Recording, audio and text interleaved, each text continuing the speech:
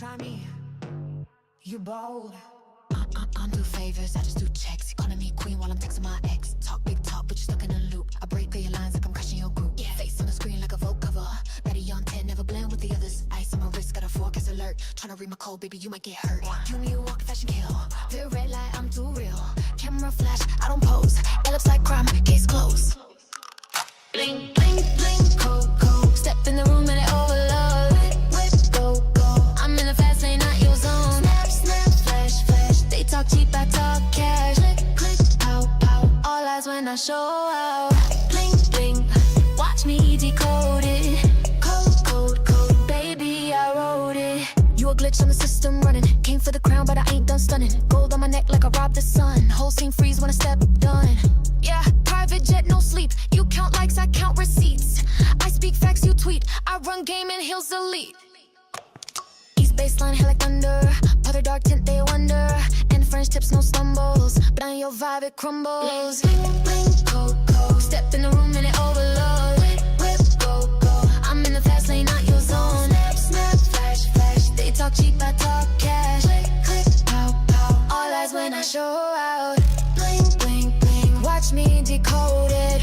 Code, code, code. Baby, I wrote it. Floating like a midnight ghost. They can't reach me, I'm too remote. My sound, that's next gen code. Your flex, just rented clothes. Every move got 'em shook. I'm the storm, not the look. They try read me like a book, but this page already took.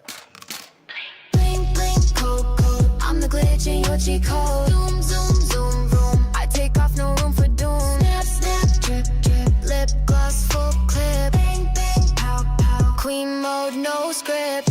Bling, bling, bling. I'm the main file. Code, code, code. Rewrite the style. She don't flex, she defines it. Your girl next, I redesigned it. No clone, no lane. She back, she reigns.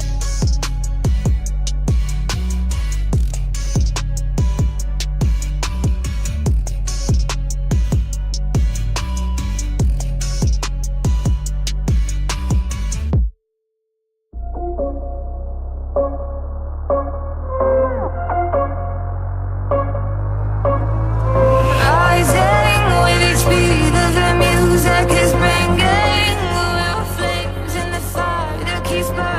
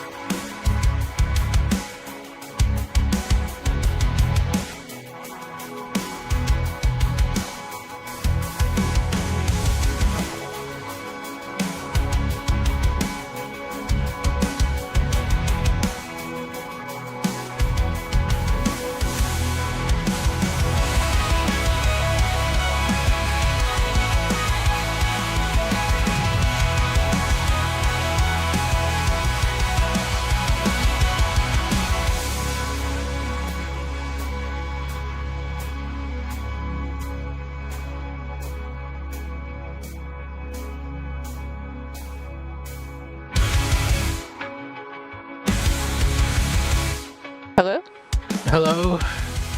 Hello. How are you doing, Steph? Plausibly okay. Plausibly okay. Yes. I'm having my usual Discord trouble.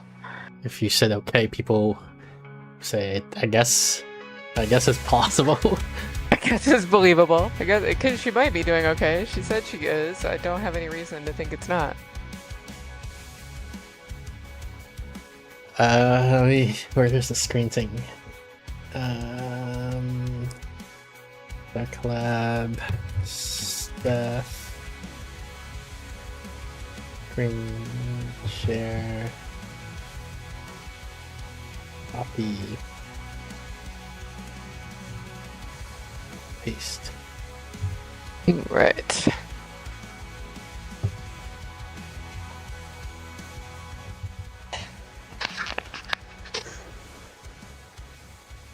I've been using AI to help me make. I'm taking up watercolor, and I'm making these little postcards with watercolor, and I do okay at the watercolor part, but I'm not good at the drawing part. So I've been trying to have ChatGPT make me a little composition and then a tutorial on how to draw it. And so I make these little scenes and then I put on a little pun and I send it out as a postcard. And I've been having chat help with that. And I mostly have been like referencing something funny that happened while I was talking with someone, or something that they specifically mentioned, or some pun that works for them. But I was trying to make one for my mom, and I haven't seen her in a while, so I don't have a recent funny thing or whatever, and I can't draw that many things. So I asked, she likes pelicans, so I was like, I will make something pelican related. And then I was like, I will just have ChatGPT come up with the pun. Like, surely it can come up with some sort of useful pun, right? And it came up with this really great. I told it what I wanted with the pelican scene, and it did a nice job with that. And then it gave me the following puns, which I hope you are ready for. The first one that it gave me was, let's see. You're a real pelican of a person. Yeah. Get it? I do not. And then it was like, would you like the wording to be a little sweeter and more mom specific? And I was like, sure, do it. And it wrote, Mom, you're pelican amazing in every way. Why would it do that? I feel like How is that Hallmark in its predictive must data be set? shaking in its boots, right? Oh, AI is going to take totally. over the job.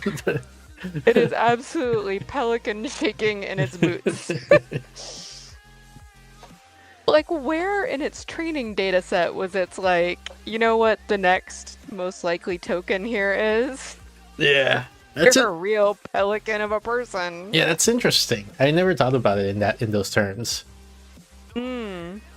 How, like, because there's that direct question that you're asking about the probability of that token coming next, but also like, so that implies like when it's trying to make a pun, it must be doing something, right? Where it's like, right.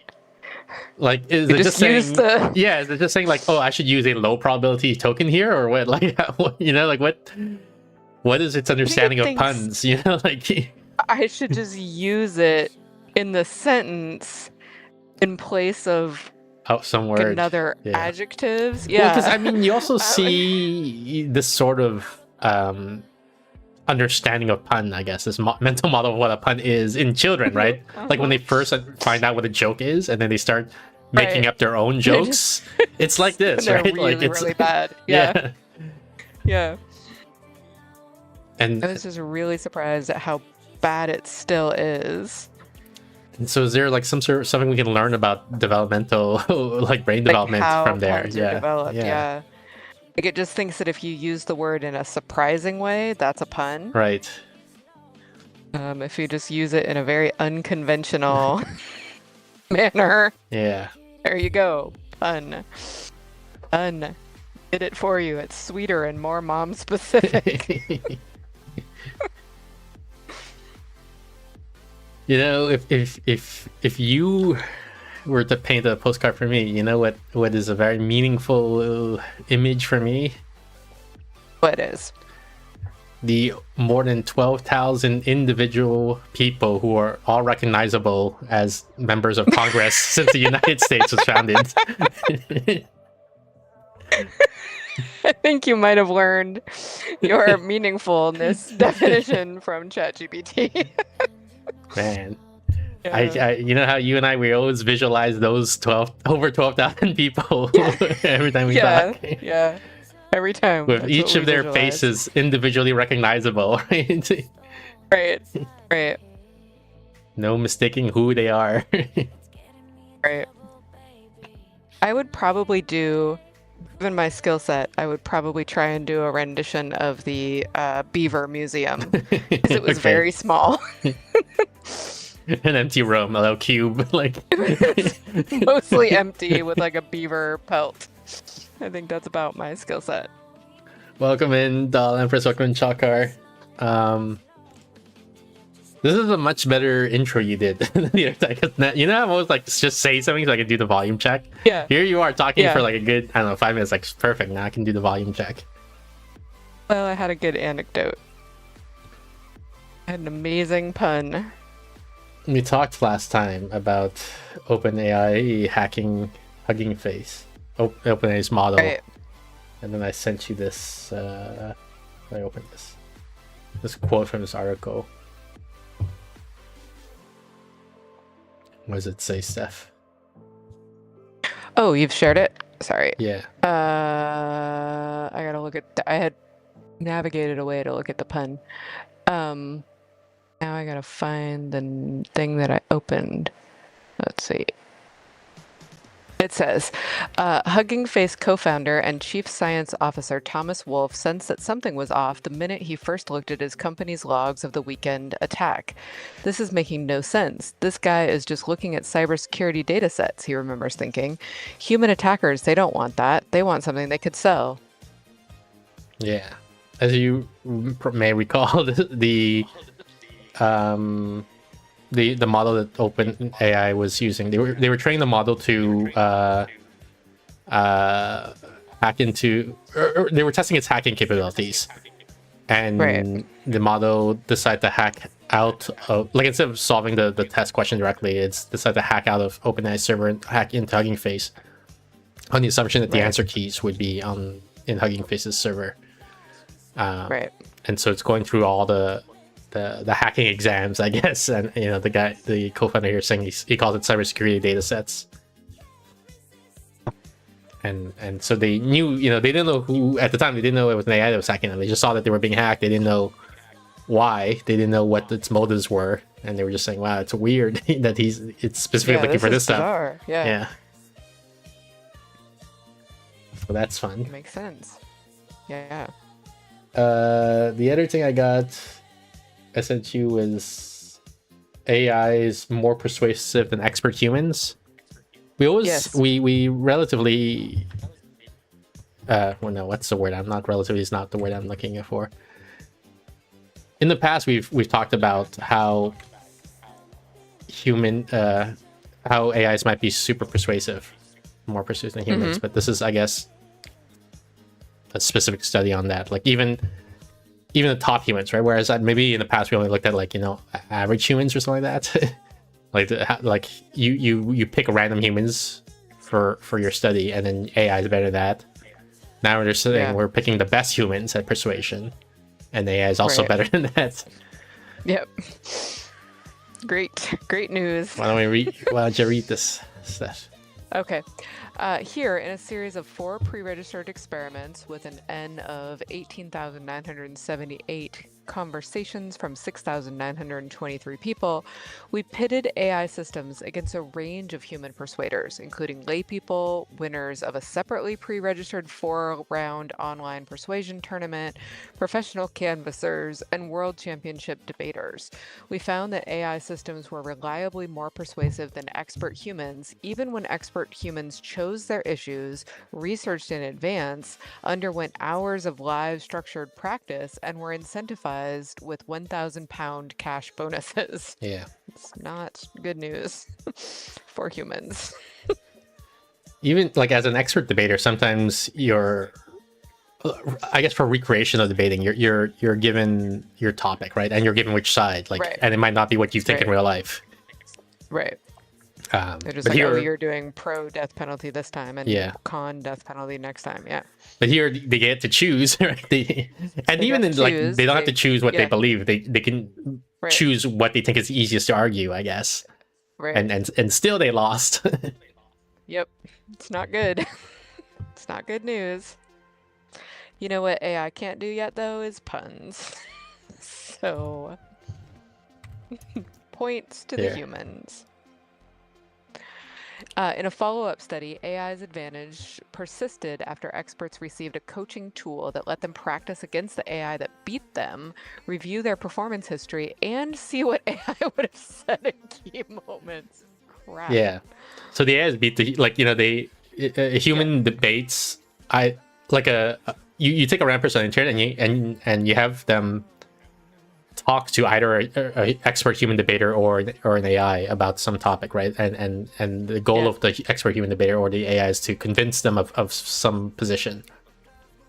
And the AIs did better than the human. And then so what they did is they said, okay, let's have the expert review the transcripts, right? Like, what did the AI say? And also, like, do a practice debate where you're the human, you know, you're dumped in the middle of the conversation and you see what would the AI have said in your place compared to what you said. And so the thing is, they're trying to teach, like, can we teach the humans to be as good as AI? And the answer is no. Like, even with training, the AI is still better than give them unfair advantages. Yeah. And nope.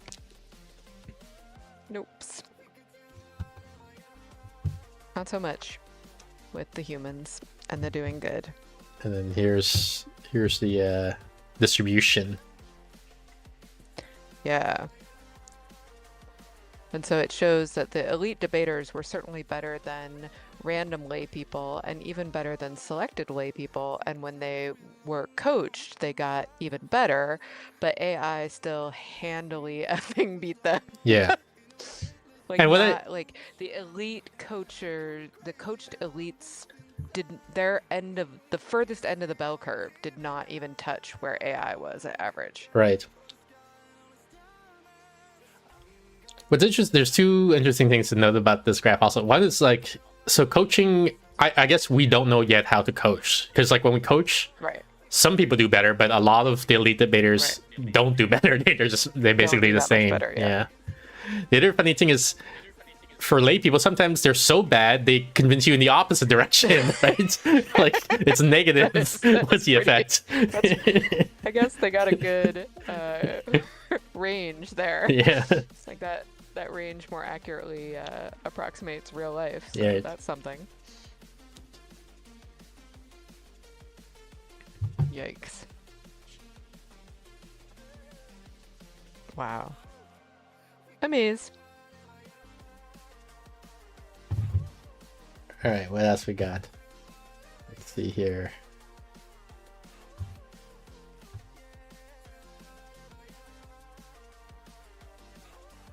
Oh, this thing. What is this again? Let me remind myself. I put little title cards, so, you know, on my things, and then to remind myself vaguely of what it's about, and then I read the title and I don't remember. I'm like, what is this? And now I'm sort of starting to remember what it is. Okay, so this is a conversation I saved with Claude. Let me pull it up. So this is what I set up here. Do you want to read it, or? plans are useless, but planning is indispensable, which is a quote, seems to be true in real world, even though the original context was in military battles. Why would it be true? Is it because it, quote, forces you to think, or is it because it, quote, exposes you to problems you might not have thought about? This matters in that if you then rely on AI to make plans for you, the former reason would make AI planning worthless, but the latter reason would make AI planning still useful. Yeah, if it forces you, if the reason this planning is good is because it forces you to think, then by having the AI think for you, you've eliminated all the advantages of planning. But if the advantages are that, you know, like your plan would say, oh, did you think about this? You know, if could this happen? Could this happen? How would you handle it? Then it's still useful to have AI do the plan for you. I'm trying to see here. What is it? Yeah, what they're saying, I think in the end, it says you need to think, you have to engage with it critically, right? So the AI can give you the plan, but then you have to evaluate what the plan, you have to read and evaluate the plan to see if it makes sense, right? Only if you engage with the plan quickly. If you treat it as scripture, you've lost the benefit. If you treat it as a draft to argue with, you've kept it. That's what Claude is saying, right? I don't know if we lost Steph here. Yes. Okay. I said right.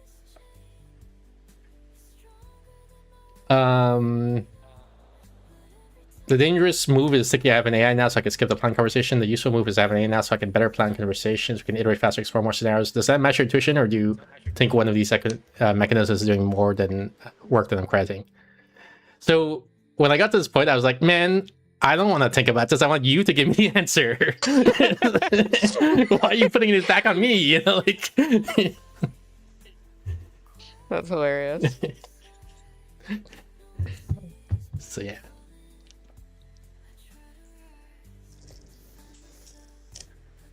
Also, okay, so while I wrote a recent Substack about, well, it doesn't really matter, I guess. But the point is, I then use this video, which is pretty well known for you, Steph. Oops, come on.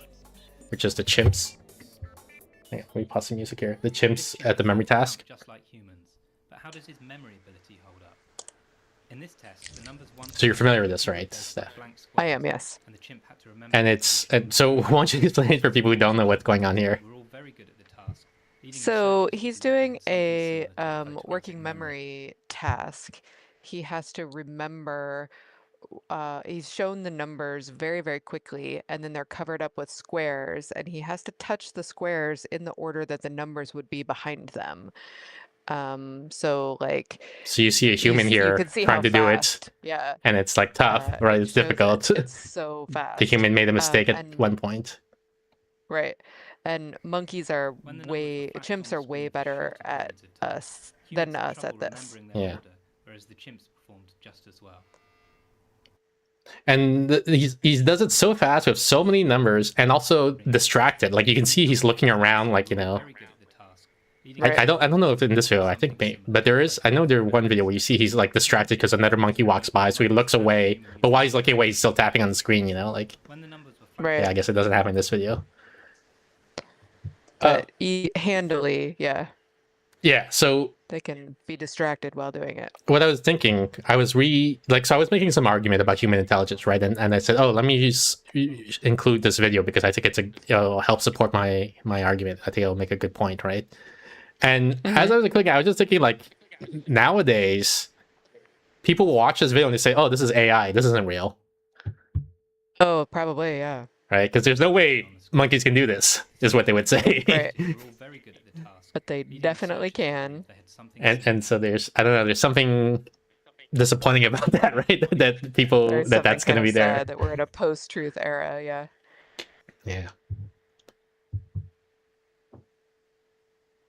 I just recently read a really good book that uses some things about chimp cognition to make some points. So if anybody wants a good book recommendation, I would recommend the book The Secret of Our Success by Joseph Heinrich. Yeah, you mentioned that two streams ago.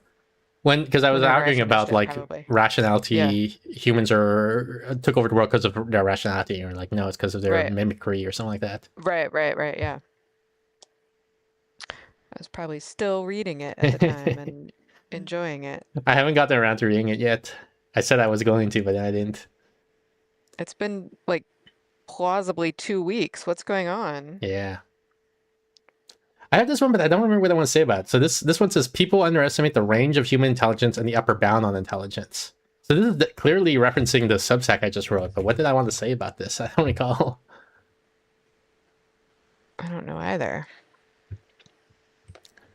So people do underestimate the range of intelligence. They don't realize, like, one way this happens, I think, is that if you have a layperson estimate how smart Albert Einstein is, for example, they'll underestimate, or Richard Feynman, or like any other person who underestimate? any other person who you could objectively say is, you know, a very intelligent person. So Albert Einstein, Isaac Newton, Richard Feynman, any of those guys. I suspect the layperson will underestimate how intelligent those people are, right? They Really? Yeah. What's your experience? You're thinking they would overestimate? I always hear like, oh, Albert Einstein had an IQ of like 160. Sure, but they don't know what 160, or let me repeat, what they mean by 160 isn't what you mean by 160, Oh, okay. right? I don't know. I need more that's why I'm like, tell me what you are thinking here. I'm trying to take like, if they're trying to make predictions about the future, about their behaviors, about their capabilities and things like that, right? Then they will predict a lower intelligence because they can't imagine what higher intelligence is capable of.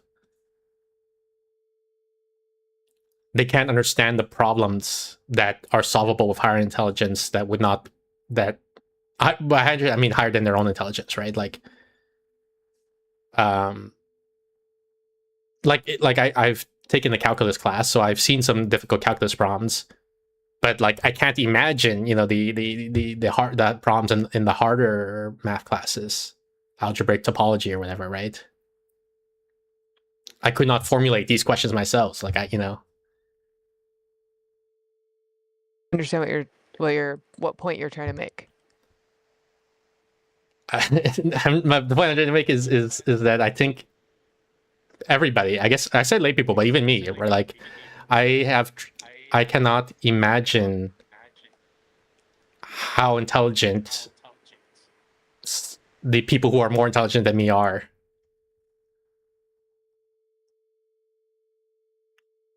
Imagine how unintelligent people less intelligent than you are?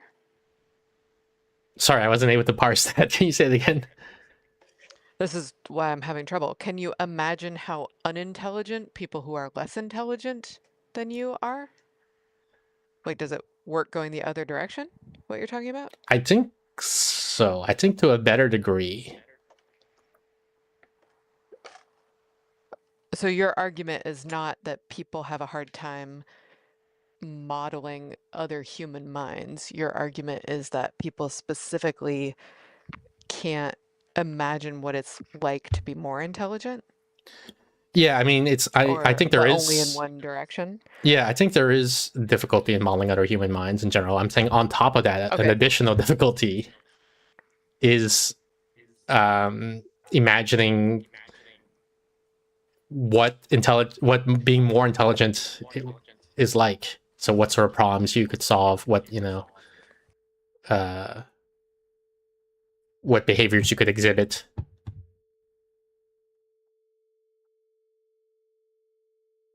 Are measurable and that people would do a bad job and measurements would do a good job? Sorry, I think maybe the first 3 seconds of your sentences are getting cut off every time, so I'm having trouble understanding what you're saying. You think that this amount of smart that Albert Einstein or Richard Feynman or something, you think that's measurable and that the measurements can do a job that humans can't? I probably do think that, but that's not the core of my point, I guess. Yeah, I'm asking literally what your point is. Like I'm struggling here because I don't feel like you're making a point. Can you help me understand what it is? It's that people have trouble imagining or what it's like to be more intelligent.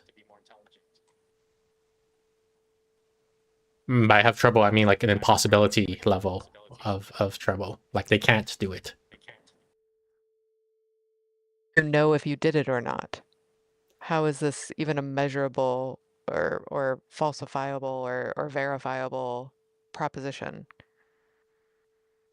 Yeah, I don't know how to operationalize it in the way you're talking about. I guess you would ask them, um, what would you, how would you demonstrate being succeeding at this?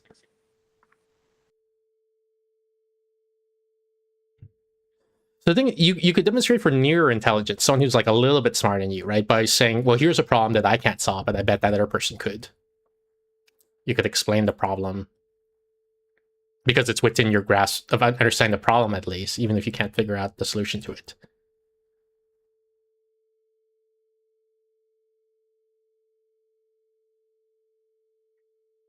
You used examples of something that's a trained skill, not something that most people would think of as IQ.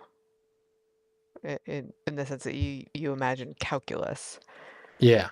Are you picturing that like someone could imagine being able to keep track of an additional item in their global workspace? And then you're saying, well, Einstein and Feynman imagine keeping track of 3 more No, things. because I think that is relatively easy to imagine. Although maybe there's consequences to that are difficult to imagine. But the abstract concept of keeping n concepts in your mind, I think, is somewhat easy to imagine. Okay. I do think So that what is it? I think the trained skill is like not having the skill doesn't show that you're not intelligent, right? But having the skill, generally, maybe there are some weird edge cases. There's like a minimum intelligence you need to acquire the skill.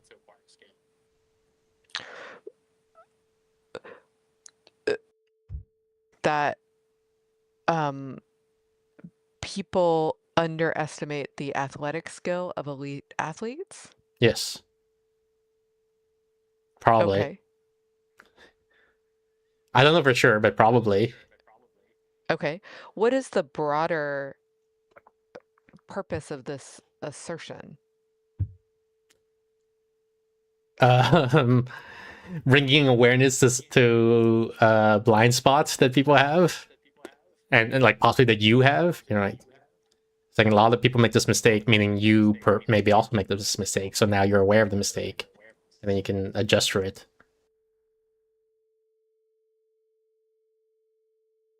I don't know that you've demonstrated that it is a mistake, but like you think this is a mistake people make a lot and that correcting it will be useful in their lives?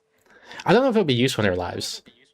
Okay. I feel like you're holding me to a much higher standard than like every other conversation No, I'm that we literally have. like I don't understand like why like I don't know how you want me to engage with this. Like it feels like this is a premise of a larger It argument isn't. or That this is something. it. This Like is it. yeah, and then because you were acting surprised, so now I'm like, so now I'm surprised that you're surprised, right? You're saying it's not the case that people underestimate how intelligent Einstein is or whatever. So I'm like, oh, tell me Oh about no, that. my theory is that people uh I mean everyone thinks they're a lot smarter than they are. Sure. So lots of people And overestimate themselves, and I think that's part of underestimating others. Like right, like Einstein, for example, they'll grudgingly admit that Einstein's smarter than them, but not by that much. They'll say, right? I feel like people um overestimate the gap between them and Einstein. Okay, so I you don't think the think opposite of what I Einstein's think. yeah, I don't think his measured IQ would be what most people imagine it to be. Well, the thing with I think there's a problem with operationalizing it that way because I don't think people understand what IQ numbers are, right? They think you can just say bigger and bigger numbers, and you know, and that's more and more intelligent type of thing, like without any Right. sense of scale. And it's like if we didn't have an agreement on units, like, you know, meters or feet, and I say, like, you know, this person is taller than that person, but, you know, but not by that much. He's only 6 feet taller, right? And it's like, do you know what 6 feet is? You know, and the guy, and he sheepishly admits, no, I don't. I'm just saying a number. Like, I think that's what's going on when people say, like, oh, I think Einstein has an IQ of, you know, 160 or 200 or whatever, right?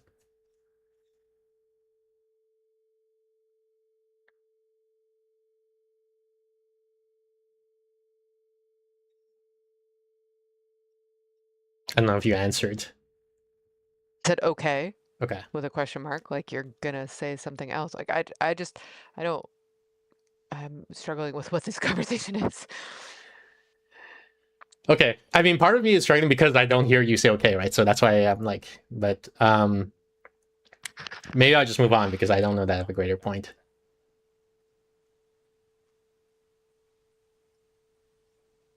All right. All right. All right. So cyclosporiasis. You're familiar with this? What? Cyclosporiasis. Sporiasis. Sorry. Cyclosporiasis. Let me see.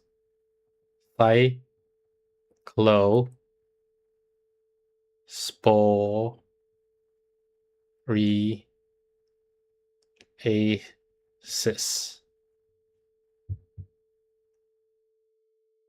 Are you familiar with this? Yeah. Okay. Tell us about it. Um, I mean, it's a parasite. It's currently on vegetables that people could purchase at Taco Bell, but not Taco Bell Canada. You can't wash it off. It gives you explosive diarrhea. Yeah. It's the virus. It's associated with lettuce right now, and also Teller Farms, Right. I believe. That there's been a lot of cases in America of people of the lettuce having this virus on it, and then if you eat it, you get explosive diarrhea, like you said. There's they suspect it's on other vegetables too, but they haven't been able to trace it as like they I think they estimate there's 16 cases, like not cases, sorry, 16 variants of the virus that are going around, and one of them they traced it last, and they haven't figured out where the other 15 are coming from.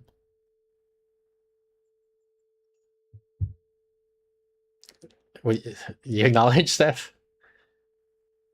Yes. Okay. So in Michigan hospitals, the number of cases is like this. So this is good news, right?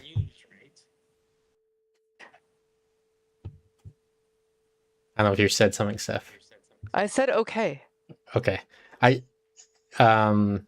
maybe give like longer sentences to have a I chance, don't or know. Like, why are we talking about this? Like, what is the? I need a reason to have a conversation. Like uh, this is so like we've had this conversation like a bunch of times before. Like, why would I want to talk about cyclosporiasis? Why are we talking about it? Are you going somewhere with this? Does this engage me at all? Is this something I would be that I have shown an interest in? Like, I need a reason for having this conversation. Otherwise, it's just frustrating for me, and I don't know what to say. So I just keep saying okay, and then you keep getting mad because I guess you can't hear okay. Was that a long enough answer? yeah, it was long enough, although it contains questions, and so if you want me to answer the questions, I think you're gonna have to. I don't. I want you to give me a reason why we're having this conversation. Okay. I'm trying to think about how to answer that because it's like an alien way of thinking about things to me. So I don't even know what it would look like to have a reason to have a conversation. Like I'm trying to think of example answers. Um, You and I might have a conversation about IQ because you're interested in IQ and you know that I do it for a living. You and I might have a conversation about AI because we've had previous conversations about that and we both have some interest in it. You and I might have a conversation I think about something that happened to us in the slow down a past. bit because I have to process each example you give, like maybe 5-10 seconds, to see if it's analogous to this situation. Um, so what was the first one you said? Because it wasn't AI. What was the first It's one? a shared interest. Okay, let me think about It's this. something Let me think about this. Is we it a both have let expertise me think about in. this. Is it a shared interest? I have to evaluate now. Is this a shared interest? Um,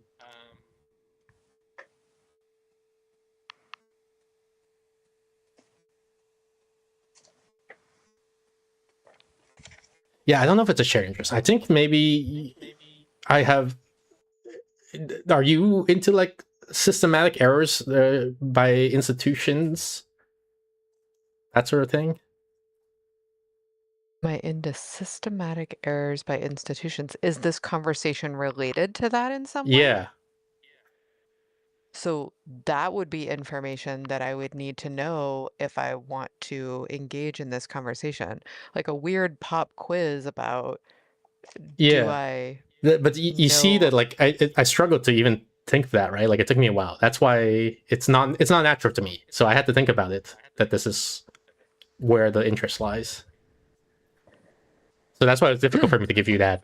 Like, instead of saying like I knew the whole time, why didn't I just tell you? I didn't know the whole time. I had to really dig in to figure out where the interest lies here. it And doesn't matter where the like I mean you're going somewhere with this conversation and you have that information and I don't. Right? Like if I were having a conversation with you and what I want to talk about is AI and I just say like uh you know I say something extremely tangential to it that I understand the tangents but you don't and then just sort of say like here's a pop quiz, here's all these hoops that you have to jump through before we get to a conversation about, right? Like does that make sense? I think so. It's just that I don't perceive things that way. Like I can see that if you perceive it that way, you like some people might not like it, and maybe that includes you. It's just that it doesn't occur to me to see it in those terms, I guess. When I explicitly ask, is this part of a broader point? Is this going somewhere? You can answer that question, right? Like I was Yeah. asking with the So IQ thing, like, is yeah, this going somewhere? yeah, but except so Okay. that was one of the questions you asked, and then I said like you asked a lot of questions. You want me to answer them? You said no. I was like okay, so I didn't answer them. In the IQ one, No, you I did mean, ask, and I said no, I'm not and going you were anywhere. able to, Yeah. And okay. this one, I can answer also. I'm gonna say yes, it is going somewhere. Okay. Go ahead and lead with that. Lead with where it's going. Okay, I mean it goes against my nature, in for certain topics. I can do it for this topic specifically. Okay. Um, but I feel like it deflates the point if I do it that way specifically. But I'll do it. Okay. Deflates the point. Yes. It's sort of like okay. Let me give an analogy. Imagine you were explaining this famous psychological phenomenon to someone. You tell them there's this popular question, and the answer is $1.05, and the question is how much more does a if a baseball and a bat costs $1.10 together, um, and the baseball bat costs $1 more than the baseball, how much does the baseball bat cost? And most people get this wrong. Like if you give it like that, the listener doesn't have a chance to see how easy it is to get that question wrong because you've already they have that hindsight bias, right? That's impacting them. So I'm not asking you to give spoilers, but you could say like, um, the general topic is, um, interesting human psychology.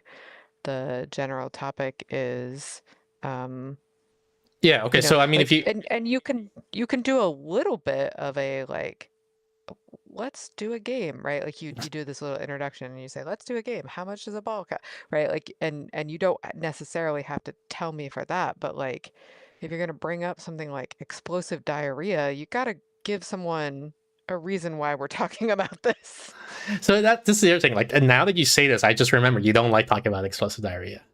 I So do not. and it's something I forget sometimes. Ah, So I'm like, okay, so forget it. Well, I mean, how do I say it? There's some virus out I'm there. Forget what virus it is. There's like the exact virus isn't important. There's some virus up there, right. and Great. the cases is like this. Yes. Okay. That's good, isn't it? It is good. Yes. Probably. And the spoiler's wrong. It's not good Right. because what's happening is that the hospitals are running out of kits to do the test Right. on. So that's why the reported cases is going like this because they ran out of kits. Right. So this is the institutional systematic errors. This is the seeing like a state,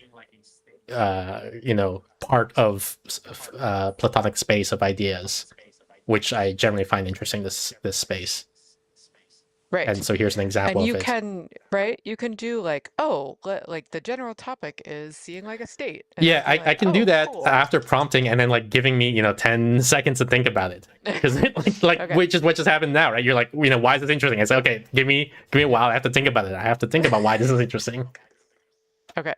because it's not natural to me. Where That was it. do you just I- have infinite patience with other people's conversations, or do you just find them all No, boring? Or I mean, yeah, it's like now that you phrase it like that, it might be an Alexa Timia thing. oh, okay. You're just like they're all fine. Yeah, everything's fine. Well, the thing, like, Everything's there's a lot of reputational, like, base. It's almost a base in prior thing, right? Like, I don't find every topic interesting, but hmm if there's a source that has said interesting things in the past, then I'll continue to consume that source, right? Like, so if you tell me things, I'm presuming that it's going to be interesting, and I'm in a sense I have infinite patience, right? You could like meander, I don't know, for half an hour before I would say, hey, wait a minute, what are we doing here? Okay. But what keeps conversations from being meandering is that the person selects things that they think other people will be interested in and then tries Yeah, to I don't. present them in an interesting manner or, tries to hook them in some way. Yeah, and I guess I'm doing that implicitly, and maybe I'm not doing a good job of it. Because I thought this is interesting, the systematic errors and the seeing like a state and stuff No, like that. it is interesting. It is interesting. I don't want to, without knowing that we're going somewhere, I don't want a pop quiz and discussion about explosive diarrhea and sort of this abrupt like y- it's a pretty abrupt change to be like, hey, we were talking about IQ and you said change the subject, so we're now parasites. Yeah. Like I don't know if it's tough for me to figure out, like, to empathize, is that the word? To put myself in your mindset Yeah. here, because sure. to me, we're always just jumping from topic to topic. Like, that is like, I have this list, like here it is. I just go like, Yes. here's this topic, here's this topic, here's this topic, here's this topic, and they have no Yes, relation to each other. And you and I have talked a lot about how that's not it's not my favorite way to talk. Yeah, so Doll Empress So- brought up something, and I sort of put it aside for now, but she says, I think it would be nice to let Steph pick some chatting topics sometimes so it's interesting for both. I beg you, Steph, come here with your list of topics so we can talk about them. Right. But It's true it's that I effortful to do usually am this. like- It's Yeah. So that's why she doesn't want to do it. I used to bring topics, and sometimes I do still share stuff and stuff. So it's actually hard for me to share with you right now because we used to do it over Facebook, and I'm not on Facebook anymore, and we don't really have a method for doing that. And I did used to sort of put some effort into it, and then you usually had for a while you just had too many things, I still have too many things. or yeah, or my topics weren't interesting, or Well, I whatever. don't So I just know. kind of fell out of the habit, and I don't know it was a why. lot of effort anyway. Yeah, I So don't know why you have that perception that your topics were not interesting. well, maybe it's because you have alexithymia. So Wait, so um, you're saying it's not because of how I reacted to it? It's like your self judgment or it, something like that. You're looking at your own topic and you're saying they're not interesting, or no, I think like it's hard to tell when you oh, you're a saying because I watercast. don't react a certain way, you Yes, assume that therefore I'm not exactly. interested. Okay. Yeah, yeah. So Well, I mean, I would advise you to disregard that signal. You might still decide not to bring topics because you think it's effortful, and that's fine. But if right. that's like the main thing stopping you, then I'm saying disregard that signal and start bringing stuff.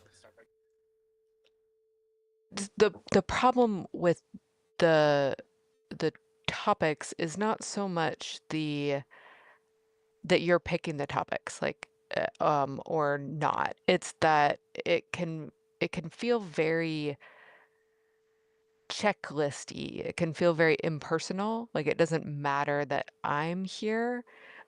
You're just like, oh, these are things I have to get through on Thursday with whoever's here, no matter whether or not she wants to talk about it or not. And we're gonna just check these off the list. There's no effort to like, oh, I picked these for this person, or I want to, like it, and I can just feel very. It's part of why I get so activated. I'm not normally this irritable, and I don't like myself when I'm like this, but I can feel so invisible that I get really like, "Rawr," Yeah. because you and I have had the same interaction problem for how long have we known each other? 15, 20 years? I don't know what to do about that because I don't think it's Yeah. accurate. But I don't know, like Yeah, no. obviously I'm doing something to make you feel this way, and so I got to figure out Right. what it is I'm doing to fix it. Not like the Gottmans say, you know, I don't know. two-thirds of problems are not solvable. They're just Okay.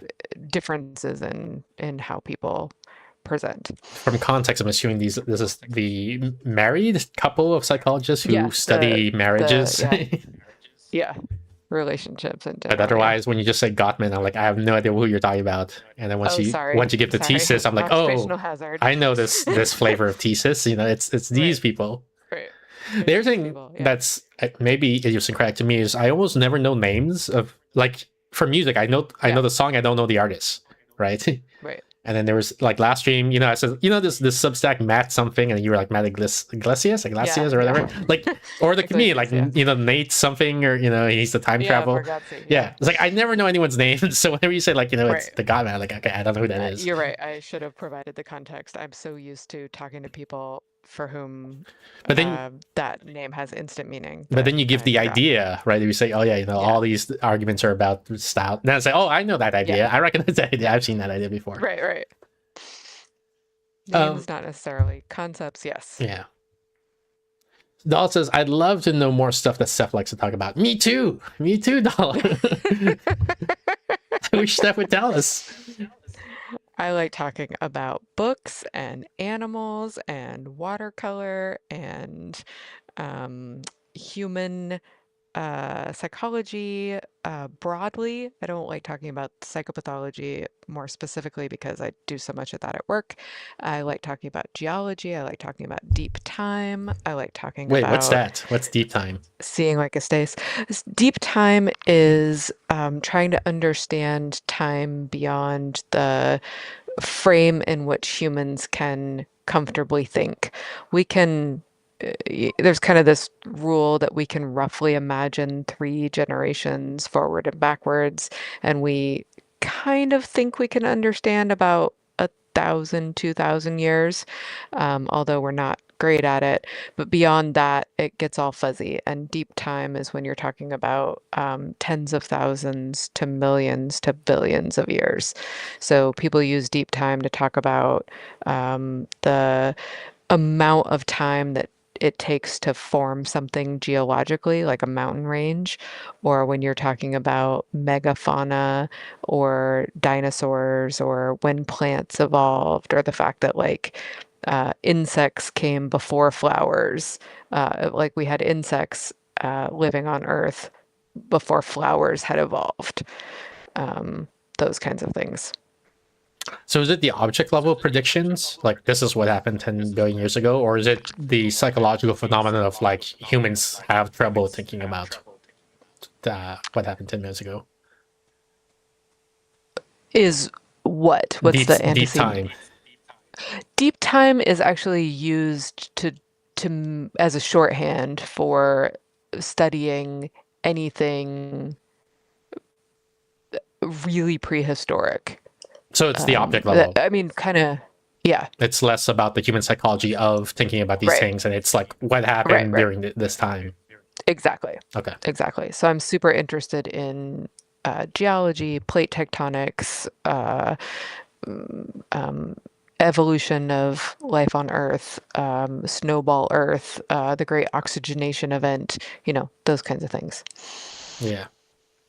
Well, I mean, so the thing that you said where humans have trouble thinking about this, I think this touches on Yeah. what I was talking about. Where I'm like, also interested in that. Absolutely. no, I mean the intelligence thing, right? Like humans, I was asserting humans have trouble imagining what it's like to be way more intelligent.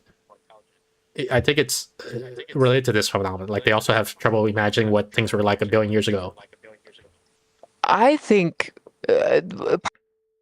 is like, I would definitely agree with you that humans are not very good at modeling other people's minds, especially minds that differ from them in any sort of way. But you are making a specific assertion Yeah, a that they stronger have one.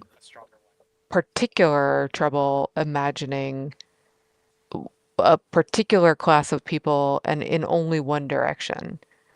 Yeah, And yes, that's I right. don't think I agree, nor do I necessarily agree that those individuals are super so extreme in the way that you're talking about. But I also like it just kept sounding again like you were leading to some sort of broader point. Yeah, in that case, I don't have a Or broader you would point. explain why you think that, or why it's, I don't know. I wanted something for like what, I don't think I agree with any of this, but I'm not even sure it's provable or not. And I think we might be operating with different definitions. And I don't know how much to like go into that or not, because I don't know like, oh, am I stalling us when you're on the way to a broader point? Yeah. Am I In this case, disagreeing with something you wanted to be like a tiny little, in this this is a case, shower thought I had? it is a shower thought. I do Okay. want you to go into it. You're not stalling because I don't have somewhere else to go. Right. That's the kind of information that I need to know how to respond with anything other than just okay. Because I'm sort of like, I don't know where you're going. I don't, But like, I'm I'm also not sure what my role is. in I'm this. also okay with you just responding with okay. It's just that I don't Yeah. receive that okay sometimes because of Discord issues, I guess. Sure. So I'm waiting for the okay to Sure. come, and then it never comes, and then Right.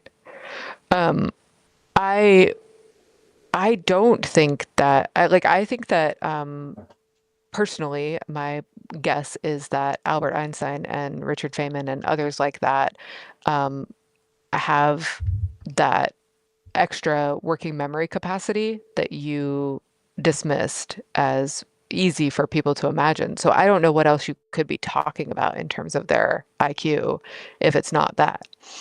yeah, I think like an idea just came into my mind about operationalizing it, which is like you Okay. describe a problem that these people are working on, like Feynman or Albert Einstein or whatever. General relativity, say, like let's Sure. try to solve general relativity, or like you would say, like how long do you think it would take you to understand general relativity? And they say, I don't know, like a month, 2 months studying, I could probably figure it out.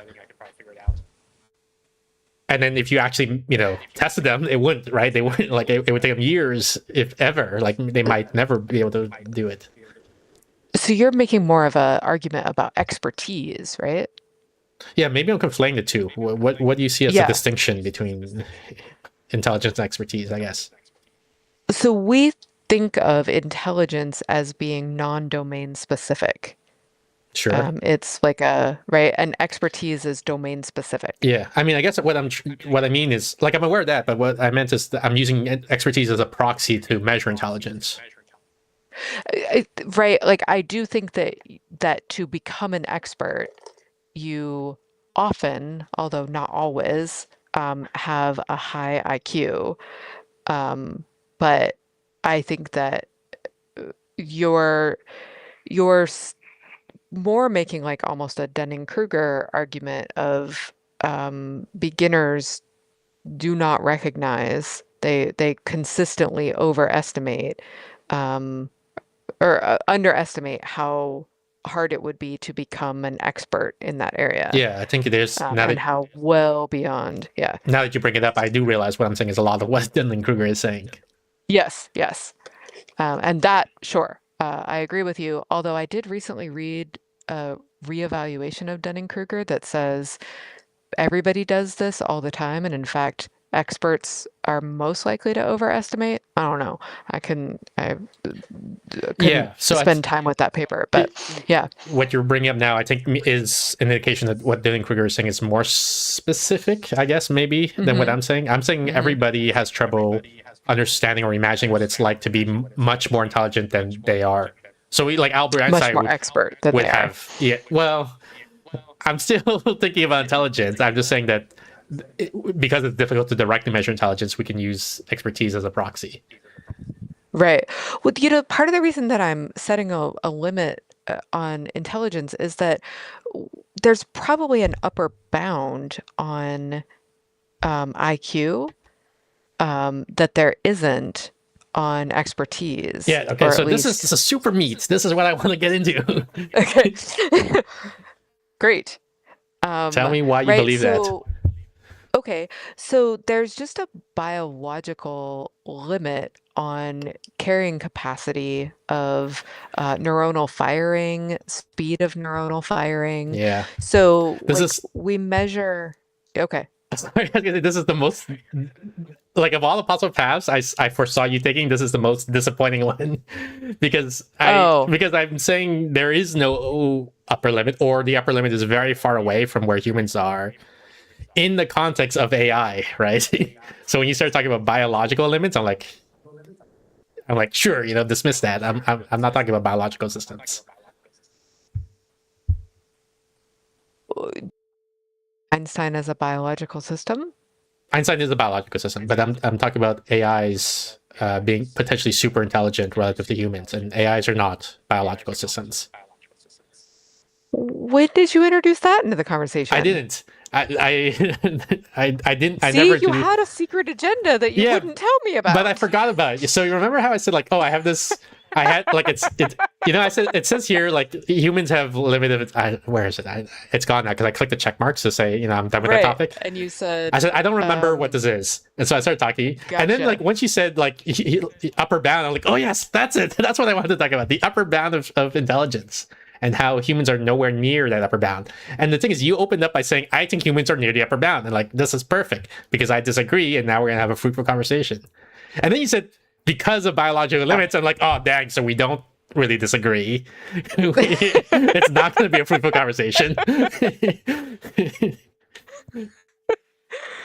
Great. Fantastic. So I guess we're done here.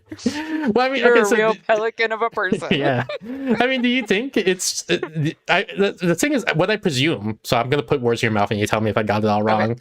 Okay. It's that we have no idea how intelligence works outside of biological systems. So we don't know what the upper bound is, or is there an upper bound, or are we near the upper bound, and so on.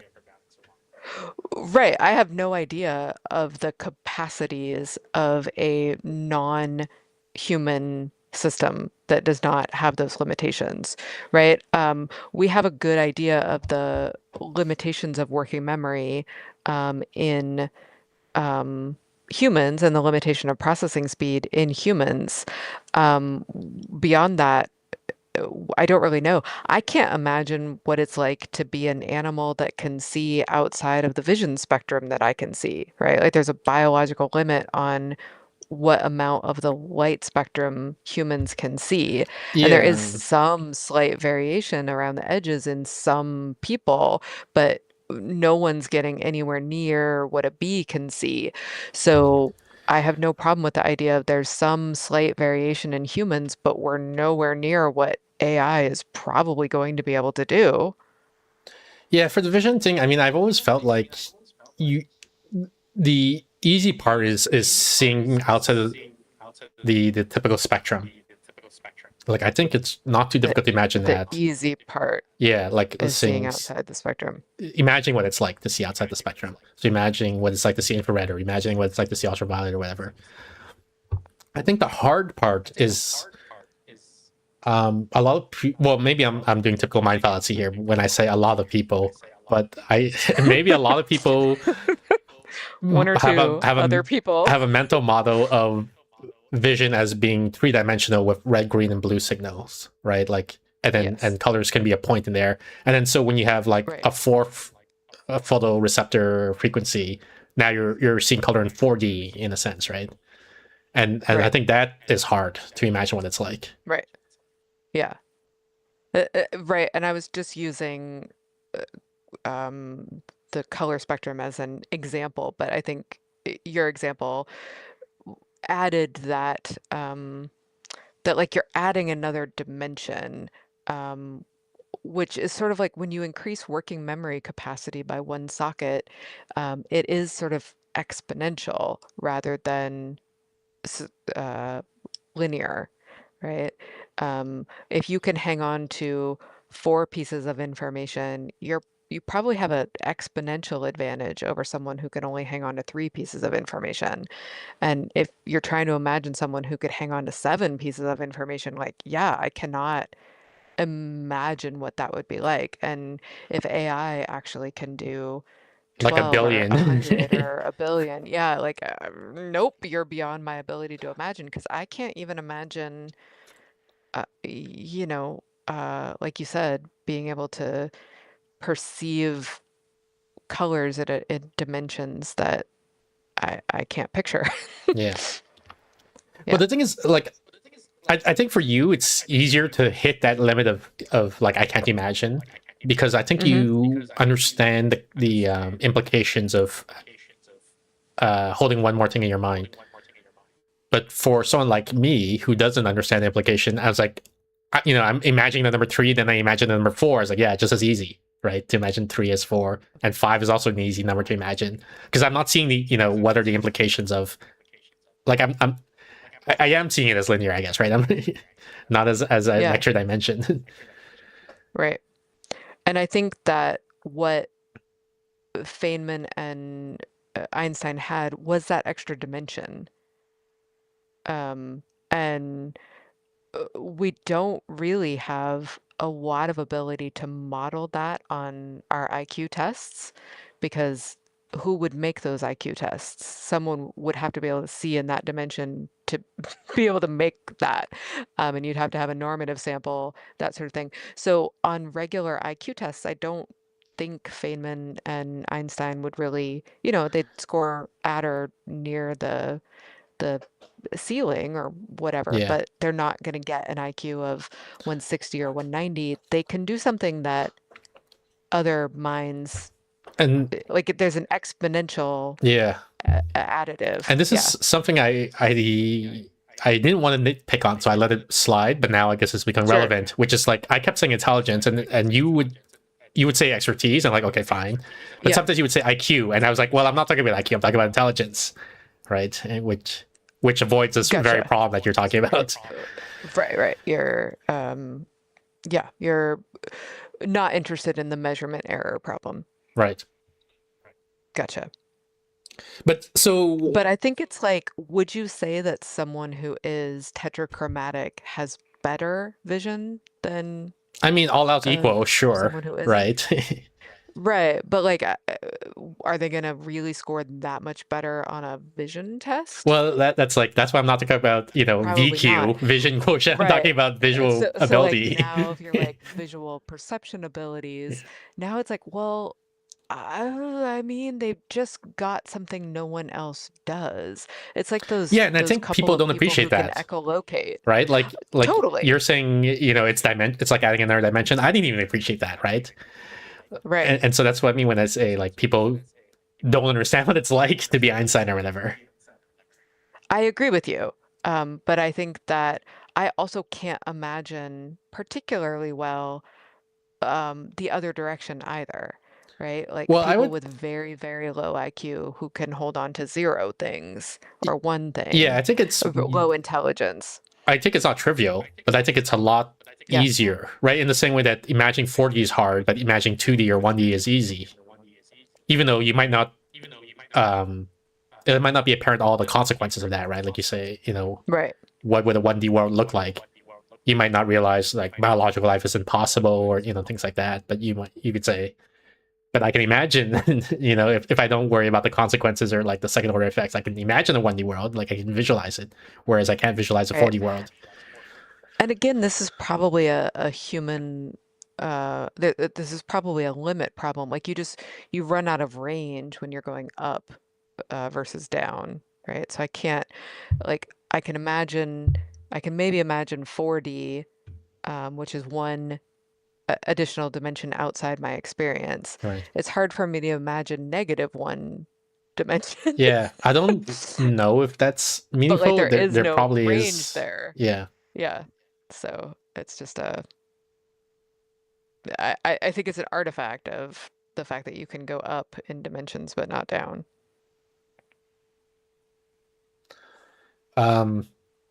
So this is when you were talking about deep time. Chalk says, Steph, talk about. Actually, no, wait. Before I move on, I want to stay in this topic a little longer. Okay. Sorry. Okay. So, one argument I was making when I said like we don't know what the upper bound of intelligence is for like including when we include non-biological systems, so not just humans. I say because humans were not evolved to have maximum intelligence, right? Like that's not the selection factor, I guess, the most significant selection factor. And if they don't have that, then there's no reason to believe that we are anywhere near the upper bound of what intelligence is possible. Great. And the analogy I made is like humans were not selected for, evolved to maximize their height, right? Like, Right. so you have some very tall people. I forgot the guy's name as usual, but there's a guy who's like 9 feet tall, and his name starts with W or something like that, Waldorf or something like that. I don't know if you're familiar with this name. Yeah. Anyway, he's 9 feet tall, which is like that's insane, right? That's like 9 feet tall is crazy.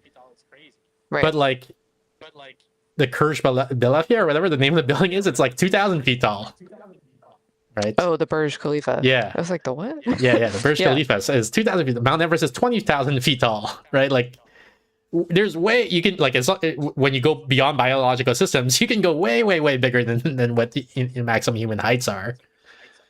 You really can. And by I mean, even if you by stick analogy, with you can go way beyond what maximum human intelligence is too, right? Is absolutely, yeah. Most things evolve to be good enough, and or to be kind of, I mean, you rarely want to optimize, because it makes systems less resilient. You usually want some noise or error or buffer capacity or things not to be so tightly coupled. So optimizing is usually not evolution's main strategy. Usually when things get quote unquote optimized or look to us like they're optimized, it's a runaway arms race. So an example of that would be trees that all compete with each other, like the way redwoods all compete with each other for sunlight, and so they have to optimize for height. And then they reach their biological limit because after 300 feet or so, gravity can no longer, like you can't bring the water all the way up into the tree yeah, because gravity is too strong. And so they all like kind of hit their limit. But they're in this like runaway arms race where they got taller and taller and taller, and most redwoods are ridiculously taller than other non-redwood or related trees. Like they're so much taller, but they're still a biological system. But that's fairly rare in evolution and usually involves like some sort of ridiculous competition arms race that kind of got out of control and then hits its limit. Humans were, IQ does not reliably correlate very well to reproductive fitness.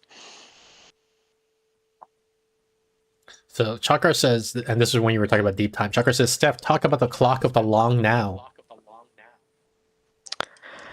Talk about the clock of the long now. Just like in general. Isn't it one specific thing? Isn't it like an arch project or something like that? Yes. So it's a clock. Here's my memory of it. It's it keeps a really long period of time. I'm gonna say 10,000 years, I think is what it's keeping. Let's look at that. The clock of the long now. And it's almost like a perpetual motion machine. It's supposed to run without needing any intervention. Like, and it'll just keep going and going, even if we're not here. I think it's in England. 10,000 years. It's in London, yes. Excellent.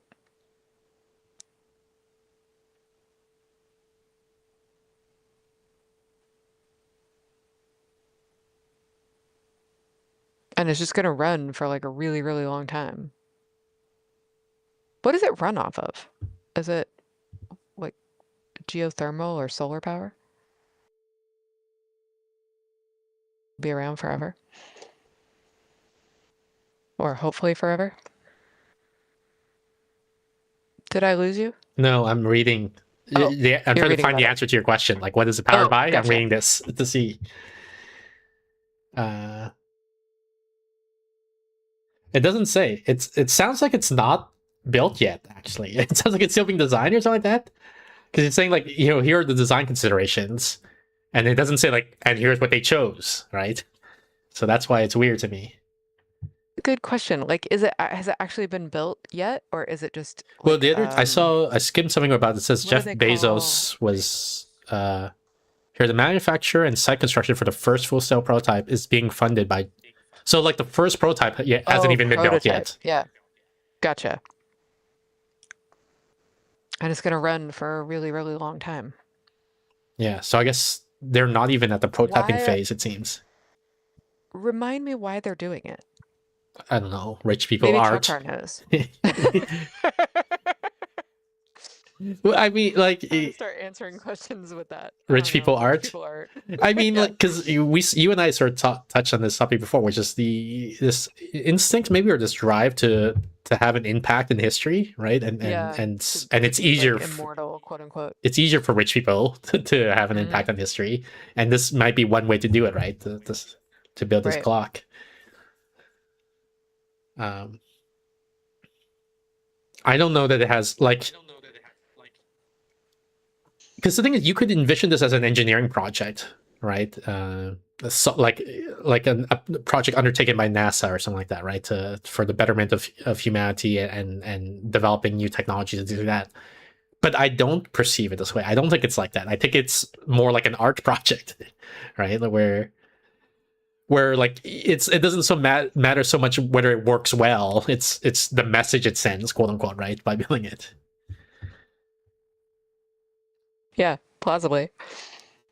And so that's why when you say, like, why are we building this? Like, well, our rich art person type thing.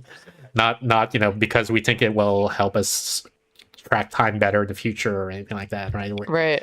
In the same way that when, like, it's not getting us closer to an accurate second. Yeah. As opposed to, like, when we say, like, why do we do space exploration, and then NASA can, we have earthly concerns, like, maybe GPS or something, or Teflon, and like all these things that come out of that project, which I don't think will come out of this project. Right. Interesting. Although sometimes, just doing weird stuff comes out of it, right? Yeah, sometimes. The thing is, like, what's the word, motivation, maybe intent. Mhm. So there are scientists who do pure science and they don't know what technology will come out of it, right?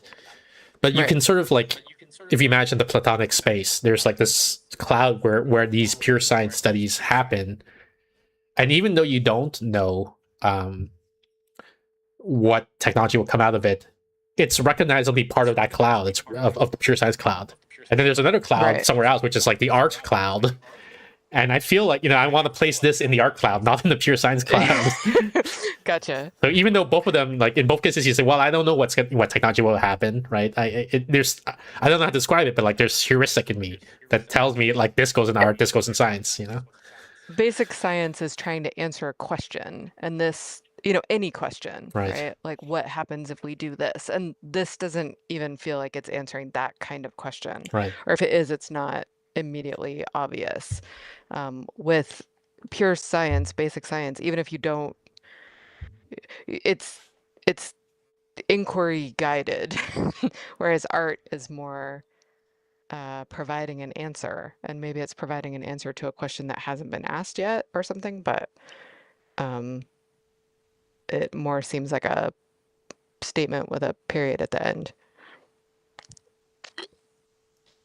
metaphorically speaking. Dull Empress says, deep time sounds interesting, and I also love animals. Yeah, see, Steph, Oh, you nice. need to bring your animal facts, your deep time facts. Frogs use their eyeballs to help them swallow food. They like push their eyes down and they move. Like it's a Yes. mechanical thing, right? It's not like chemical or anything like that. They Yes. like physically with their eye It's not push their chemical. food down their throat. Correct. Correct. Yeah. Pretty weird, but okay. Yep. The thing you were talking about, Pretty weird. where like humans might be surprised that insects come before flowers and things like that. I was trying to address it, but like I only got a tiny bit away before I got distracted and move on to another project. But like Sure. it was also related to how I said like I don't know anything about history or geography or so on, right? And you made me do the Anthropium game or whatever it was, where they show you artifacts Oh, and you try yeah, to guess yeah. where. And so, like, with all the these circling influences, nudging me in a certain direction, I was like, you know what, I'm gonna teach myself history. And I think the triggering thing, the straw on the camel's back, if you will, was this person. He wrote a Substack on like how to learn things, and he had like a whole bunch Okay. of advice. And one of them was start with a simple but wrong model, and then gradually refine it. Okay. And like That's a good Yeah. tip. I didn't think of that, right? Like when I heard it, it's like, oh yeah, like, we do that all the time, like in physics, Yeah. right? You learn Newtonian physics, which is wrong, and then but eventually, but you just learn it anyway because it leads you Right. in, like closer to the real thing. And so I'm like, And because it engage, like, we learn best when something's in our curiosity gap, right? Which happens when we get something that we didn't predict. So it helps to make a prediction to get that information that you didn't predict, right? It helps to have a model that's wrong so that you can see your error. But you also, by making the model, you activate your background concepts, and your background concepts help you better hold on to information. So it's just a good strategy for all kinds of pedagogical reasons. okay.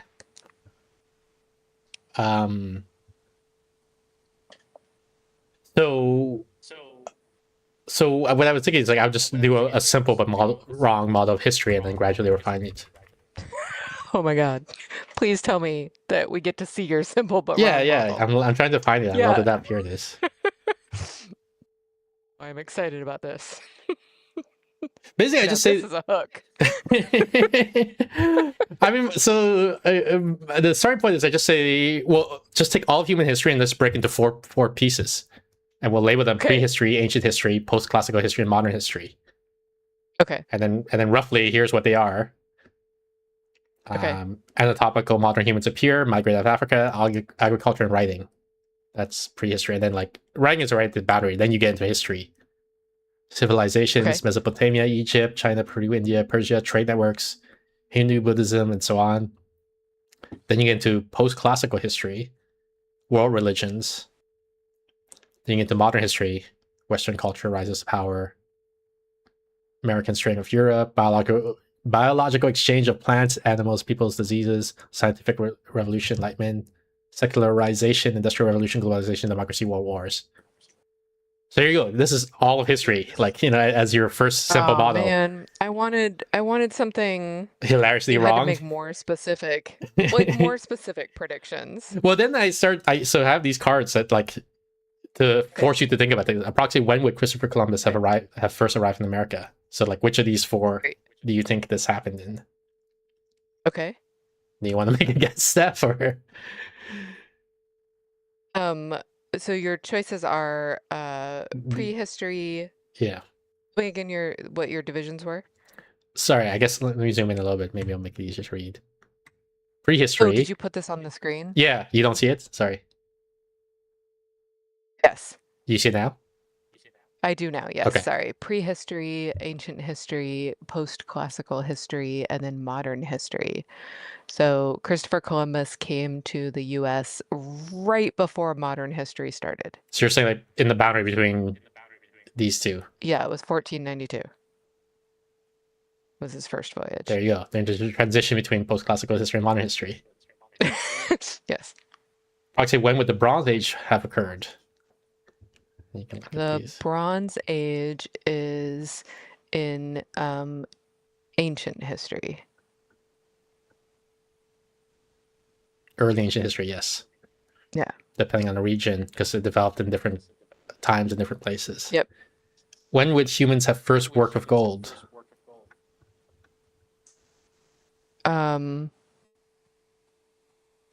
Also ancient history.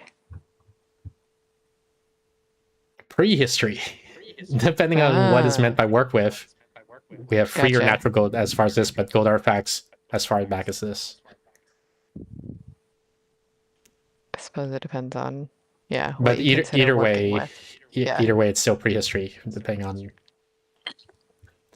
Yeah, I'm not totally sure I would agree that what the Bulgarians were doing Okay. was working with gold, but all right. I mean, presumably, like this era, the 40,000 BC, is like we just found gold on the ground, and now we're doing stuff with that, right? And I think what the Bulgarians were doing at this point was like we melted gold, Smelting. Like Yeah, there's exactly. some sort of, yeah. But I'm not sure that they were necessarily making anything. Okay. Like I'm not sure we know what they were doing. So plausibly. And a lot of times that stuff is controversial anyway. They're like, oh, it must have been smelted, but they don't have any of the gold left. They just have some chemical, whatever. What period of time is described in the Hebrew Bible, the Old Testament? Can you scroll back up to your categories? Because I don't keep track of things naturally in that way. It is ancient history. Yeah. How did you make these? What do you mean? Like the coding part or the content part? The content. Wikipedia mainly. Gotcha. When was papyrus first used for writing? And you scrolled back up for me. That is 3000 BC, so ancient history. Yep. You got it. Fantastic. So yeah, so it's like I just summarized, like, all of history as the first simple model is there's four periods. These are the 4 periods. These are the main things that happen. And then here are some things to think about to see how well you've internalized this model. Excellent. And ideally, I would then say, okay, now let's, refine the model a bit. Let's like break down prehistory into smaller pieces. Let's break ancient history into smaller pieces and so on. But like, I sort of lost interest and I moved on from this project. So when you were creating this, Yeah. like, would you say you could, for example, define what the Enlightenment was? I don't know if I could define it. I still don't think I can define it. But to me, like I'm hand wavy. I'm like, okay, Europe and rationality and less religion. like you know, Okay. like these are the clouds, right? And Yeah. that I'm thinking of. And do you have like ideas on what contribute to it or what came before it or No, after no, it or absolutely who was not. involved or yeah. Okay. But even this model, I think I don't know if I get into it in here, like in the pros a bit, but like this idea of like why is it natural to divide history into these four um categories? It's like it's not an arbitrary division, Hmm. right? Like from here to here, this is before we had writing, then we have writing, and Right. that moves you to here. And here, Why does, and when you say writing, why would you pick writing in particular? I don't know. I guess because like before it's harder to know things about, like we don't have records of what things were like, and now we do have records, right? So it's like a different type of Exactly. study. Like I think that it is not obvious if you don't, I don't know why this needs to be named explicitly, but I think that it's not obvious to people that by prehistory we mean pre-recorded history, and history was recorded in writing. So before writing was invented, we don't have any record Yeah, historically, and so it is literally prehistorical record. right. And that's why writing is the dividing line. Yeah. But for some reason, like, I don't think that's obvious. The other thing that makes that also, you know, we can say this is a simplified model, and here's a bit of a refinement that makes it more interesting, perhaps, is that it's not always clear what is or isn't writing. You know, Right. like if Like our quipu knots writing. yeah, there's that, but also like if someone makes like a tally mark on a bark, right, like to count Right. sheep, is that writing? Did he invent Right. writing? You know? Is it right? And we don't actually date it to writing. Writing is a bit of a red herring. We date it to historical records, meaning we can tell what that something quote unquote important happened. And you could still kind of quibble about important, like maybe that was the most important cattle trade ever. But we usually mean prehistoric when we say like the record before that, if it existed, is not legible to us. So we'll even describe um, people making like indigenous communities that were leaving rock wall art that we can't read as prehistoric because we can't, nobody is left alive who can understand it and read it. So we consider that prehistoric, even though it doesn't match up with 200,000 years ago. Right. Another thing I was gonna say about like why these are natural categories in the sense, like not natural in the sense of like Hmm. laws of nature, but in the sense of like this is how this is convenient for humans to think about. Is during this period, like you like once you have writing, then you can start having civilization, right? You can have rules like laws of society and things like that, which sort of require writing to happen, and trades. But these are all like sort of isolated, independent nations, civilizations, I guess, in a sense. And then this is different in flavor from this in that the spread of religion starts creating giant monocultures that across these national boundaries, these geographic boundaries, right? Like Christianity is everywhere, Buddhism is everywhere, type of thing. And then this, You, yeah, go yeah, ahead. it's any effort where people were able to see themselves as part of a group beyond their specific highly localized ethnic group or village or language, right? You're now part of the Roman Empire. You're now part of the Christian religion. You're now part of, something where somebody could have a different language, different skin color, different customs than you, and you could still see yourself as able to trust them in some way. That's what kind of is the defining line of civilization, or post-classical history. Sorry, civilization is those groups getting bigger and more permanently settled.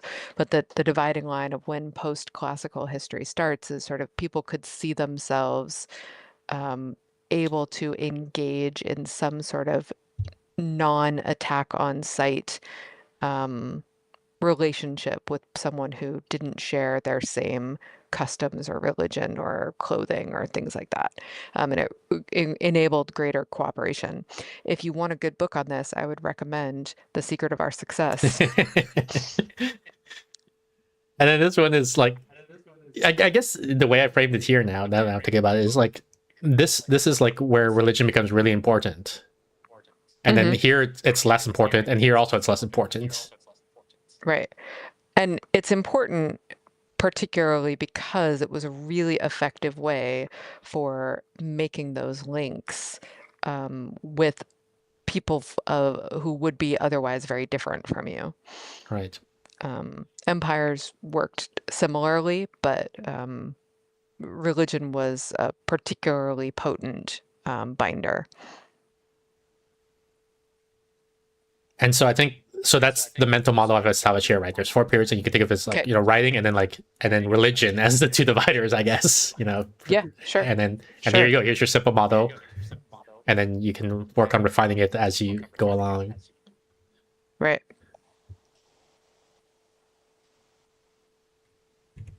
All right. One last thing, I guess.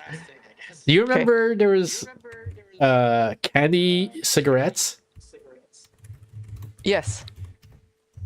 I was just reminded of that, and it was crazy now that I think about that it was a thing. It is crazy, yes. It was a great way to introduce children to the how cool smoking was. Yeah, exactly. So yeah, because kids have this innate desire to be seen as older, right? Like the worst insult you can give a toddler is, "Oh, you're a baby," right? Right. And so you give these toys, these candies, and they're like, "Oh, now I can smoke just like the adults," and then now it's ingrained in them that like smoking is cool, right? And then so the hope, therefore, for the cigarette companies, I guess, is that then when they become older, they will buy cigarettes because we've established in society that smoking is cool. And them very used to the cigarettes as a delivery vehicle for soothing pleasure, stimulant. Yeah. When you're stressed out or whatever, just have a bit of candy, or Yeah. Do something that involves your mouth, which has a ton of nerve endings, and that delivers a quick hit of some sort of addictive chemical.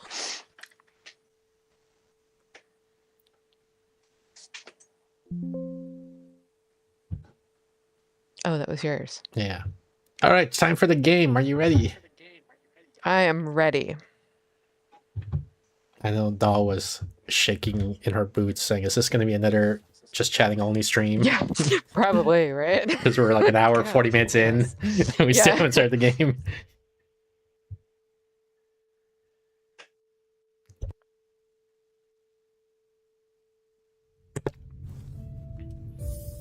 I don't remember what we were doing. This is why you have to play more often.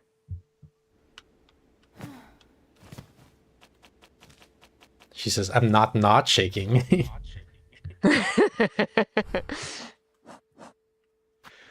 Seek out the distress bug near Blasted Steph's Spellway. Return to Citadel's stage besides the Whispering Vault. I don't know what any of these are, but okay. Is there a marker anywhere here?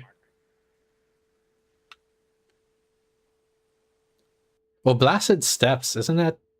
Where's that? That was... Oh, here it is, Blasted Steps. There. So what do we do at Blasted Steps?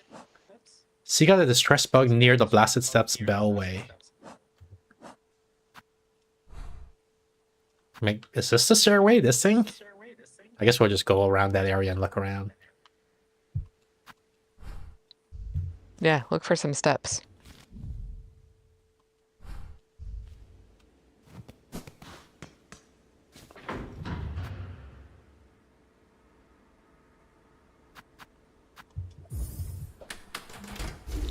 Where's the... I think I went to the wrong place. I'm trying to remember where the Bell Beast is. And I went here, but I don't think it's here. Grand Bellway. This is where the Bell Beast is. Actually, I just remember I can just summon the Bell Beast from anywhere. Let me just do that.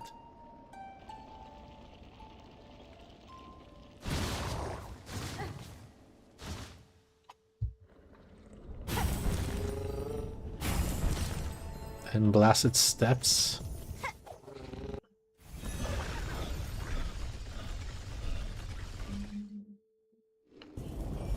Hey, that must be him. Look how distressed he is. Let me go sit down before I talk to him in case something bad happens. Oh, he's leading me somewhere. It's like a dog or something, right? Like, you know, Lassie and Timmy's in the well or whatever. Yeah.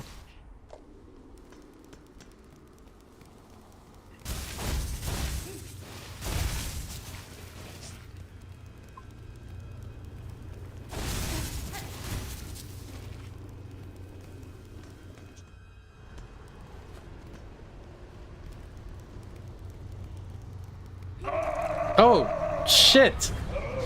Wow. This is the guy that's, I was not expecting this, what the fuck? This is the guy that helped us before with the, Great. holy He's fuck. not so helpful right now. Yeah, we're dying. We're not winning this fight. Also, this caught me so off guard. Yeah, me too. Holy shit. Alright, so it's a boss fight, so then what are our equipment? We got this again, this is fine. I sense the act of biting but increases healing for... No, I don't think that's good for boss fights. What do we want instead? Polyp pouch, maybe?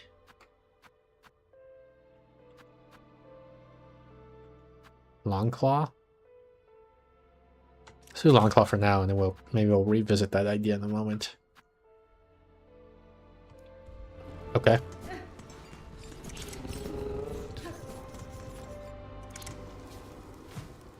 I forgot where it is. This way?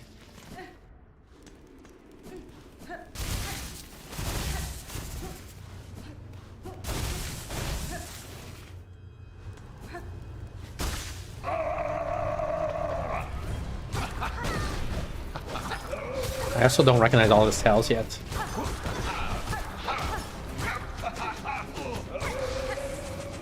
Gosh darn it.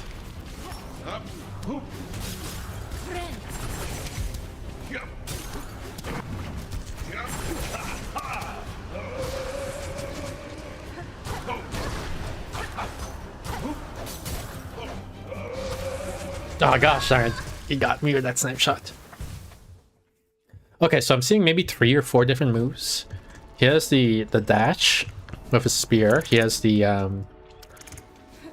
throwing a bunch of bubbles. He has like there's a different types of bubbles. I don't have the language to describe them differently yet. But there's one where he shoots like 4 bubbles at the same time in all directions. And there's another where he shoots like maybe 6 one at a time and an arc. This is the 6 and an arc. This is the dash. This is the 6 and an arc again.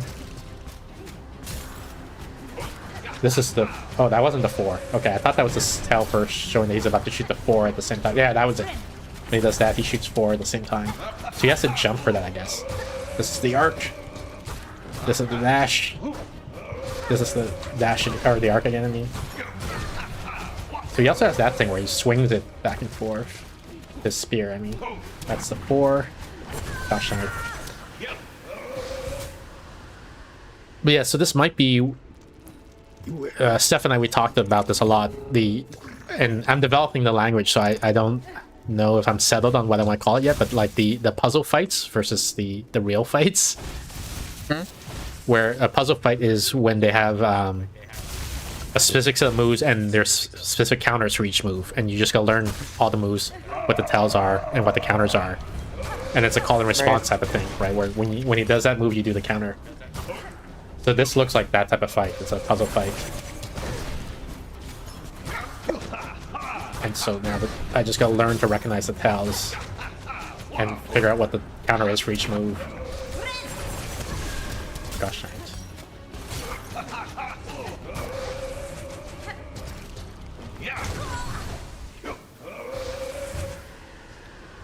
And I think, I'm not sure, but I guess all bosses are always puzzle fights in this game. It's only the little enemies that are the real fights, that they behave in like very dynamic ways where it's hard to conceptualize a fight as a call and response. I don't know, like I'm having trouble remembering what all the bosses are like. But I feel like design-wise, Team Cherry tried to always, gosh darn it, always design the boss fights as puzzle fights. Gosh darn! Wow, his reactions is very fast when he does this, the spear thing.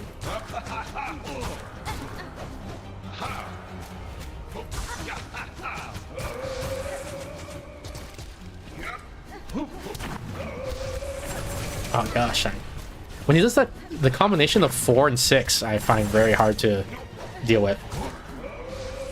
Like 6 alone, I can jump the lowest one.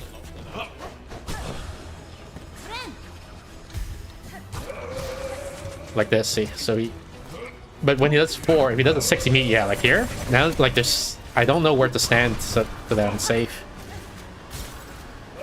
Gotcha. Gosh, I misdodged the 6 there.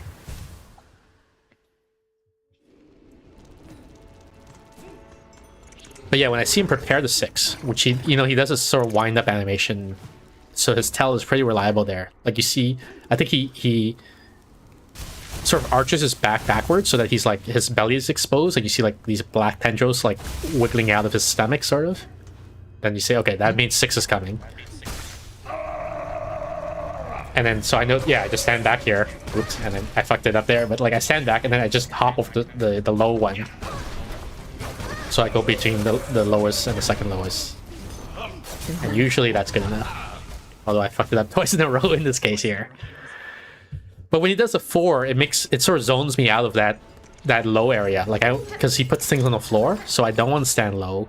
And then I don't have a good place to stand to avoid the 6 that follows up after the 4.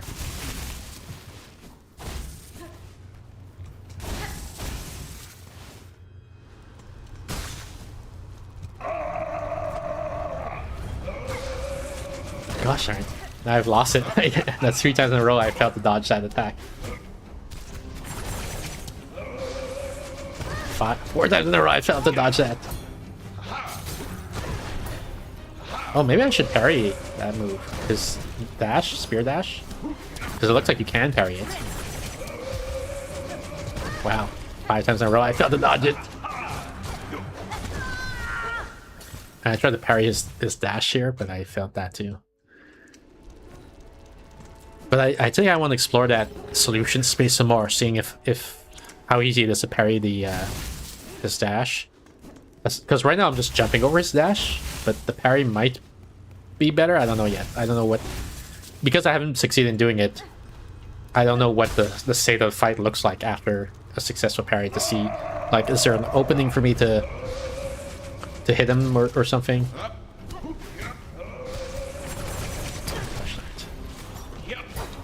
No. Explore the solution space. Yeah. Wow.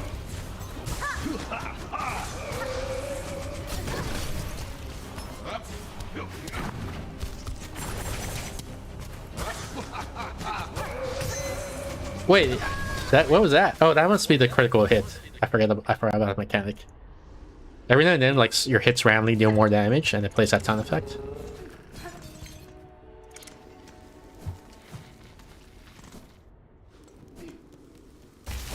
I miss invincibility dash because it would have been so useful in Act 3. I mean, I feel like a lot of the charms and upgrades in Hollow Knight are better than the ones in Silksong. Better, at least in the sense of, like, more powerful. Even if not in the sense of, like, leads to a more fun gameplay.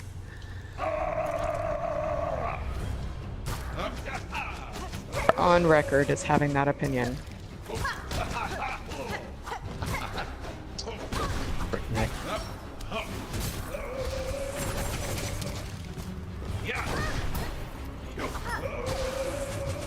What? That hit me? That's BS.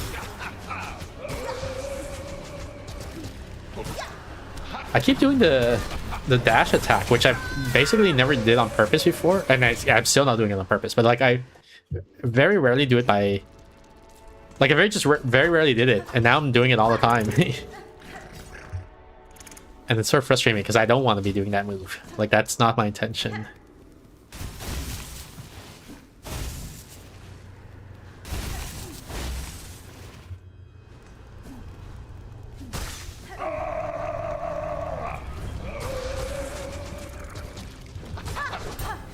Well, that was an interesting parry. I don't know a good counter for this 4. Like, I just wait for it to end, basically. Because I don't know what to do about it while it's happening.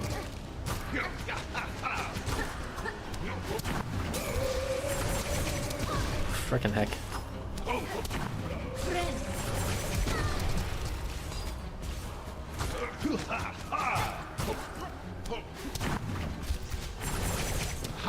Oh, maybe I can do I... I'm trying to think, do I have a... What's my silk art or whatever it's called? I don't... Silk scale?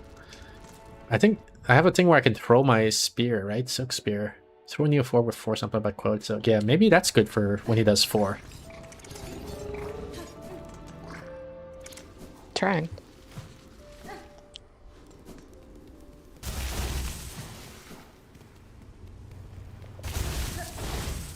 I still think about that time we played that boxing game, the Karen boxing game. Yep. And the guy, the speedrunner, was telling me, like, you know, I'm wasting stamina or whatever. And I was trying to communicate to him, like, because I don't know the fight yet, I'm exploring the solution space, right? Like, so you might interpret this as I'm wasting moves, like, you know, like, why am I attacking when that would never work? It's because I don't know yet that it won't work, right? I need to see what's the consequences of every possible action, so I can figure out. Yeah.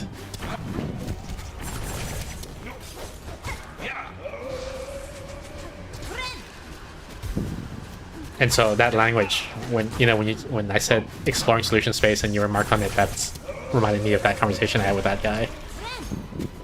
It was interesting, that conversation, because he clearly had some cursive knowledge, but you also are clearly comfortable exploring ideas that have a low likelihood of working. And so the two of you were just speaking very different languages. Yeah. Well, the thing is, like, I don't know ahead of time if it has a low probability of working, right? When you say that's a whole crux of it. Like, if I knew, you know, which actions lead to what probabilities of success, then I would only do the highest probability action, right? But the whole point is I don't know, so that's why I'm doing these actions that seem wasteful, because I need to measure their probabilities of success in a sense, right? Form hypothesis testing and all of that.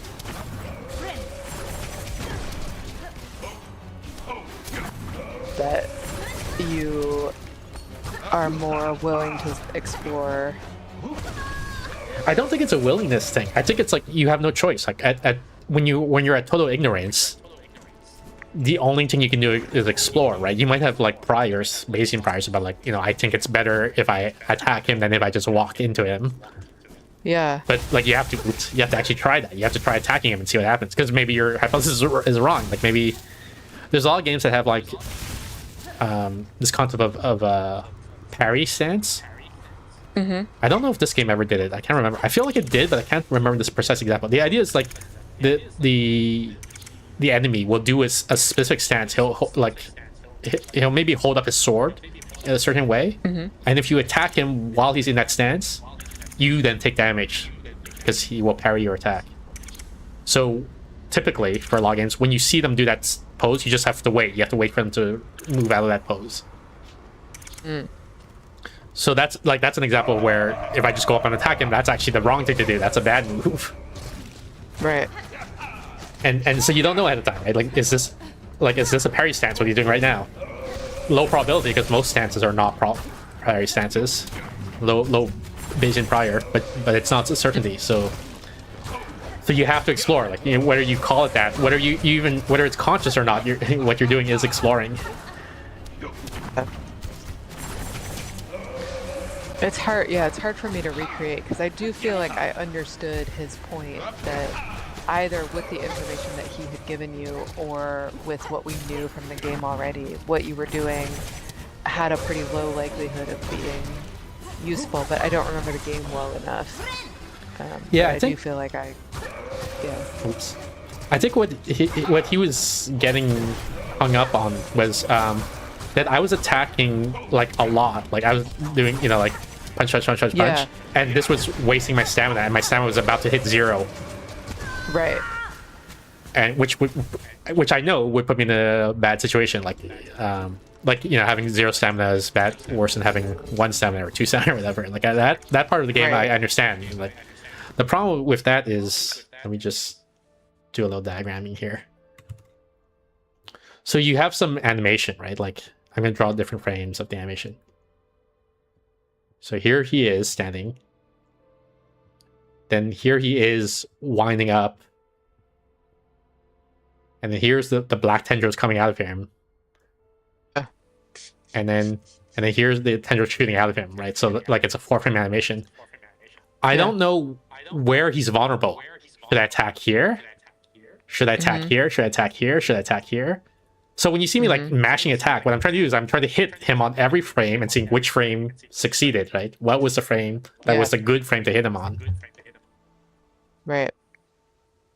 And so that's exploration. And in my case, it was conscious exploration. I know that I'm wasting stamina, but I don't know yet where the window of opportunity is. So I'm trying to find it. So I'm like casting my net, you know, far and wide, just saying like anywhere. Where should I hit him? And once I learn that, then I can worry about optimizing for stamina.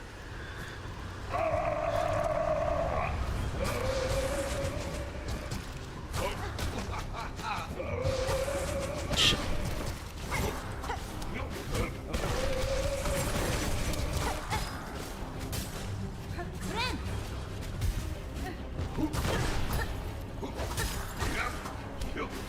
And so there's this thing of like, if the way I play, like I guess from his perspective, because of the way I'm playing, like where I'm matching attack and I'm using up all my stamina, there's this sense of like there's absolutely no way you're going to win that fight doing what I do, right? Because you're gonna have 0 stamina, he's gonna kick your ass or whatever. And the point I was trying to communicate to him, but I don't think successfully, is that's fine. Like it's worth it. Right. Like to trade. Like I don't expect to win, you know, this time or the second time or the 10th time. Like maybe it'll take me 20 tries to beat them. That was confusing for him. Yeah, exactly. I mean, it's not an intuitive topic. Like he's not like unusually obtuse or anything like that. I have trouble communicating this concept to a lot of people, which is why also I'm spending a lot of time talking about it with you, because I think it's like an interesting topic in game development and pedagogy and all that. Which is that like I'm willing to lose the first 10 fights if it means I win the 11th fight, as opposed to like not exploring for like 50 fights and never learning, you know, like what the right thing to do is. Is it familiar or comfortable with that type of gameplay? He was just like, what are you doing? Yeah. This is ridiculous.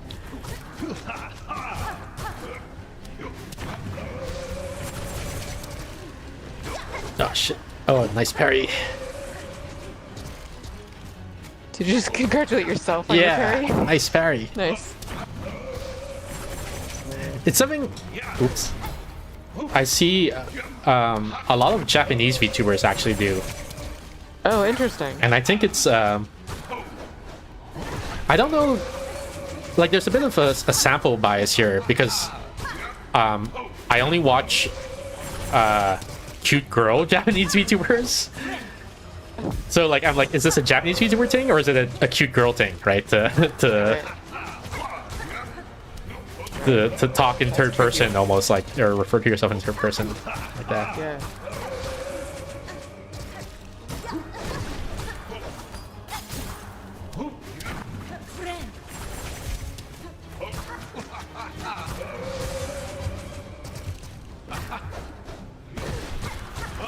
Gosh, oh, GG easy for babies. This is gonna be a phase 2. Is he gonna explode and do weird shit to me? Let me heal in case there is a phase 2. Sir Knight, I'm sorry, this was the only means to free you from the cursed threads. Oh, fret not, little one. Be proud, you've grown so strong. Zaza, let us rest a little. Is this Zaza? I thought Zaza was bigger. Let us rest a little, and then we'll be away.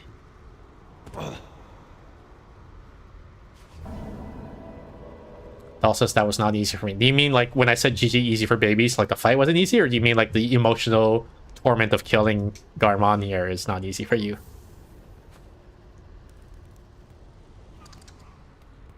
Now look, Zaza's like laying down next to the corpse of whatchamacallit, Garmond.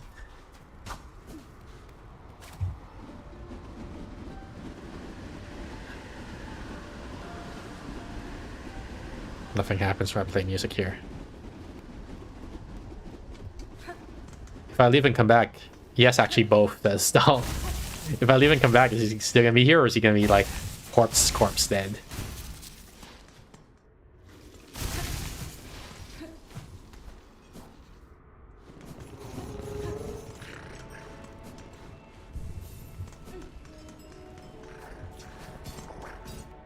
If you leave and come back, you should be able to play the needle in. Okay.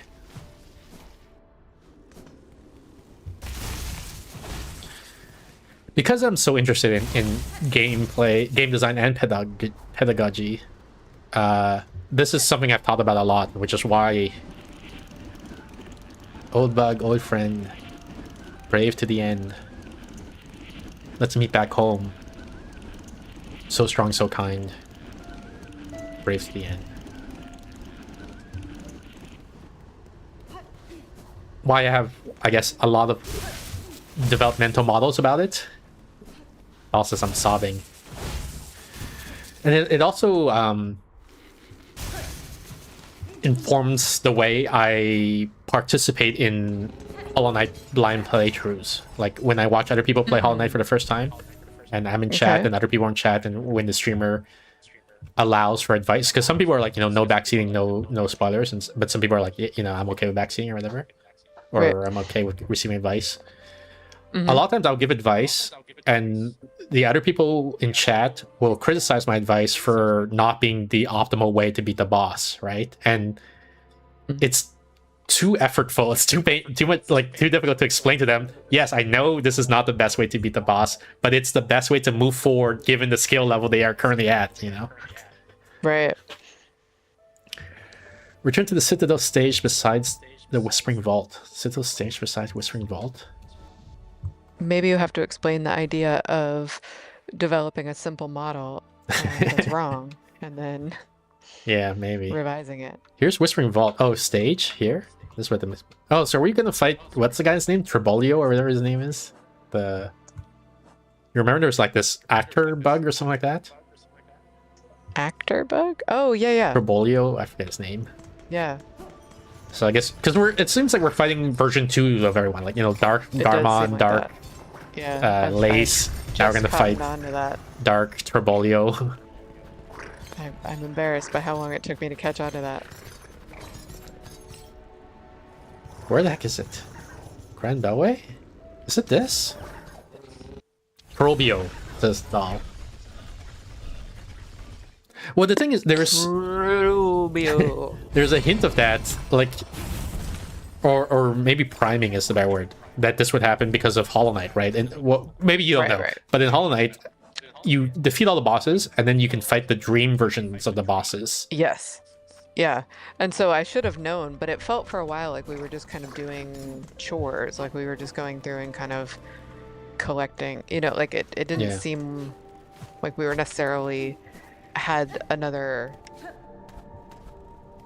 layer of the story to go through. Wow, he freaking got me with that. Oh my god, he got me with that too. You're just practicing. Was it always purple like this? I feel like it wasn't.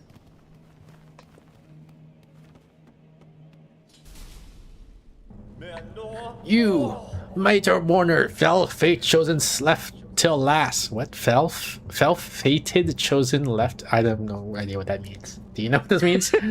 Aren't you? Nope. Did you study English there or something? Yep. That's not. Because you're into poetry, I think, right? Look at the dramatic how he like raises from the trapdoor in the ground. Trobio. I just want to watch for a bit to see what his moves are. You'll never win that way.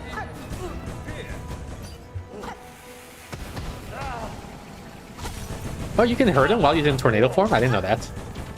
Be a good time I explored. Yeah.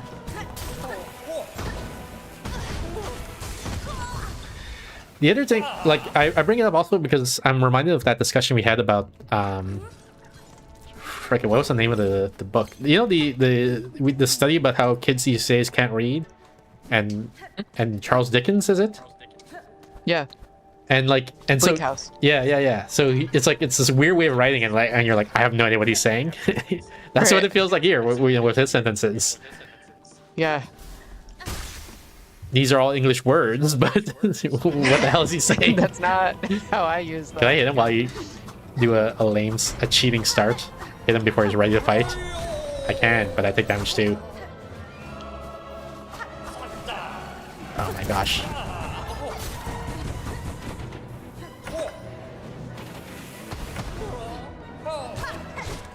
Yeah, I'm doing... I don't know why, but I'm doing the diagonal attacks so much more now. The dashing attacks, I mean. Like, almost constantly I'm doing it. And not intending to. Why? I don't know. I don't... What... am I holding the controller differently? Did they patch the game or something like that? You know, like... What's going on? Why is it different Maybe now? you changed your setup? Yeah, maybe. But I can't think of what I changed. Right. Like, it was... I did it so rarely, I didn't even know it was in the game until, like, late Act 2. And now it's all you do. Now it's your signature move. Yeah, because I did it by accident. There's a one of the charities named Acits or Assets. I'm not sure that's his name. Acits. He was talking about the move, and I'm like, oh, I know, like that, you know, that move. Yeah, I know what you're talking about. But like, I never understood what was going on. Like, I did it by accident. He says, is that a separate thing? And he's explaining, yeah, it is. So I almost never did, and now this stream only, like starting from this stream, I'm doing it all the time. Okay, I shouldn't go for the cheap shot because I get hit more often than he gets hit.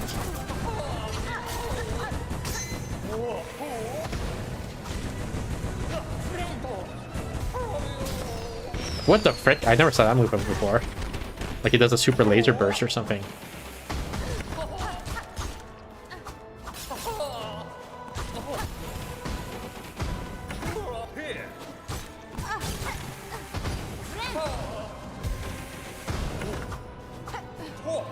I'm not able to hit him when he flies overhead. Like I'm too slow or something like that. And I don't know how to dodge this tornado either because it feels like it's a homing. Oh no, I'm fucked. I wasn't fucked, but and there's a super laser blast again that I didn't recognize. Oh man. Okay, so I can't stand like when he jumps up and does a laser blast. He has basically infinite range, so I can't stand anywhere in a diagonal to him when he does that, which is like a lot of real estate. Like there's almost nowhere I can stand it safe, it seems. So again, exploring the solution space, I have to think about where do I stand in relation to him throughout the fight. And I don't know where. It's not clear to me what's the safe place to stand to avoid that attack. Jeez.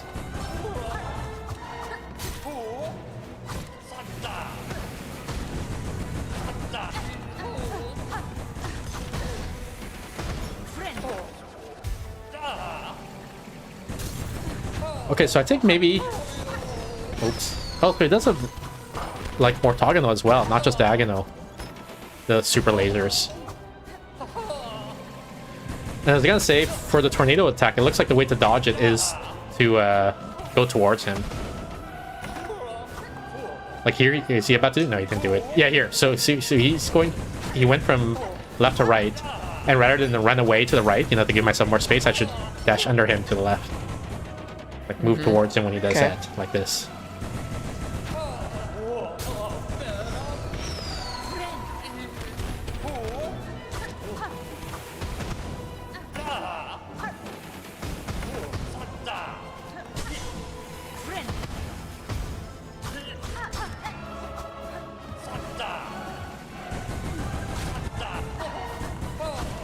Fuck.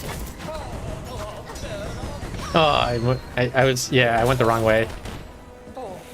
I saw him charge up the super laser, and my instinct is to back up, right?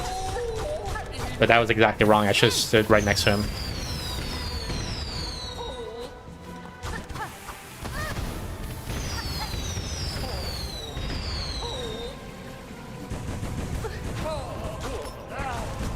Dang it. Oh no, that was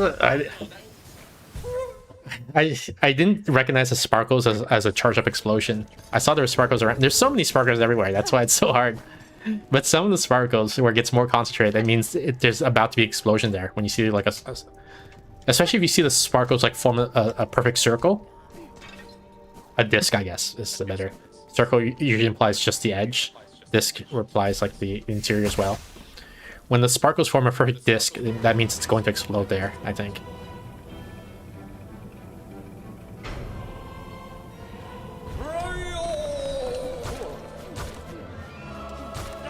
You see, like, even as he flitters about here, there's so many sparkles everywhere, like, all over the place. So it's hard to see, I think.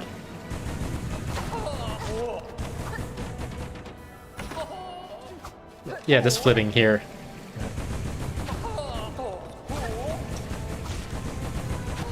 Shit. Oh, this here, that's the sparkle I'm talking about. That's gonna... Oh, shit. Gosh darn it.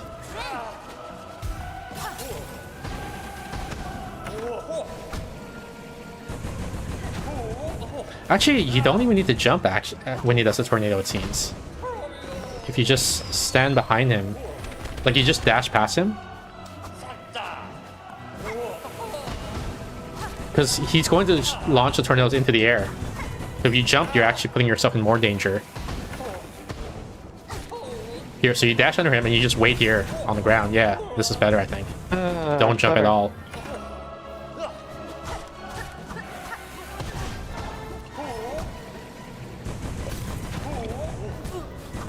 Although it does put you in that like awkward position, because after the tornadoes fly, there's sparkles as well, and the sparkles explode, and so you're like stuck in the corner for a long time. And depending on what moves he does next, it might be bad to be in the corner. So I don't know yet if just standing still there is the right thing to do. That's an option, but maybe not optimal. Right. Fuck. Oh. Doll says, it's all smoke and mirrors, death by sparkles, death by paralysis, death by glitz and glam. By the way, so Doll, she got that tattoo, remember? A long time ago? Maybe like a month ago or something like that. She was getting a and she can't show it to us because apparently it's spoilers. So we can't see the no. we can't see what her tattoo looks like. We have to wait? Oh yeah. my god. That's crazy.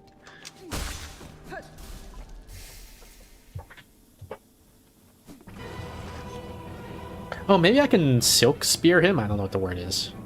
Does it cheese here? Nope, too early.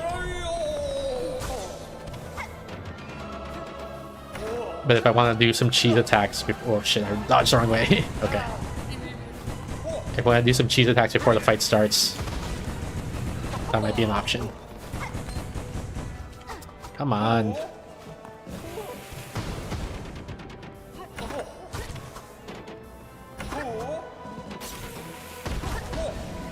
No, I fucked up there.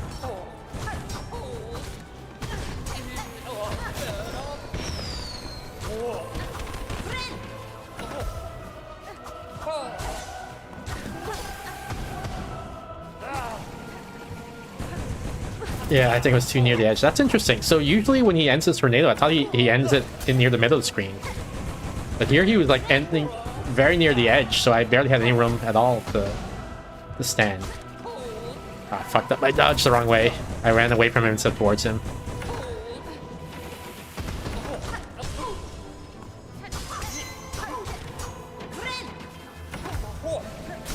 I didn't know he was getting the tornado there. I thought he was doing the flittering, meaning I had an opportunity for a free hit. Like this move, see where he just flitters about.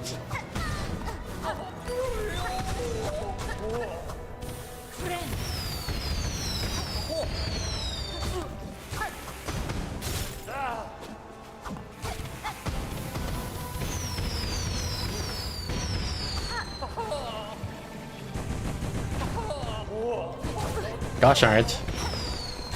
I was trying to do one of my silk skills, but I pressed the wrong button, I think.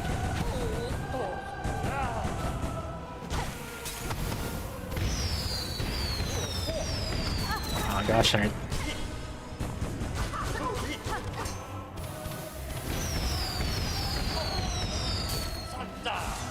Oh gosh darn it. No, is this gonna kill me? No, it's not. Okay. Oh, but I am gonna die here. Oh no, I prevented it. Wow! I got so lucky there. What? So many things happened there. Let me. So we were in the corner, right? And he jumps up. Here, let me draw a little diagram. Can I put white background? Here's the floor. Here's me. And he's here. He jumps up into the air.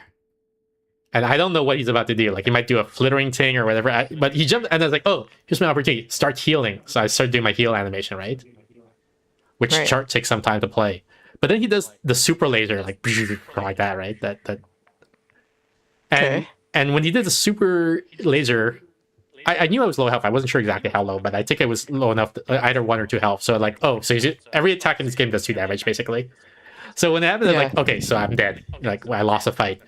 But the healing has an interesting property. I don't know where it is, but there's a window in, like, the animation plays, and if the enemy hits you at a specific point, instead of taking damage, it just cancels the healing, but you lose your silk that you spent. So it hit me. I was like, oh, I'm dead. But then I didn't die. I was like, oh, so it just canceled. I didn't actually take the damage, right? Because of that special thing. The healing shielded me in a sense. And I think I also had, like, I had taken damage earlier, so I had a spike silhouette here. And then he flew into it and he died. Yeah. And I was like, oh. That was amazing.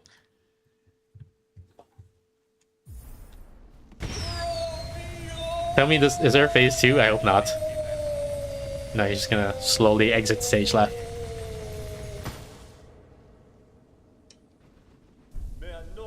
So be it, impudent louse. Deny our kingdom's agony. Refuse its touch upon your fickle shell. Also, you have to do the thing at the end where you walk away alone and come back to the area. Yeah, okay. Carve your hapless path, stalk and strike and fight, but know your foe is fate herself, and she has risen raging.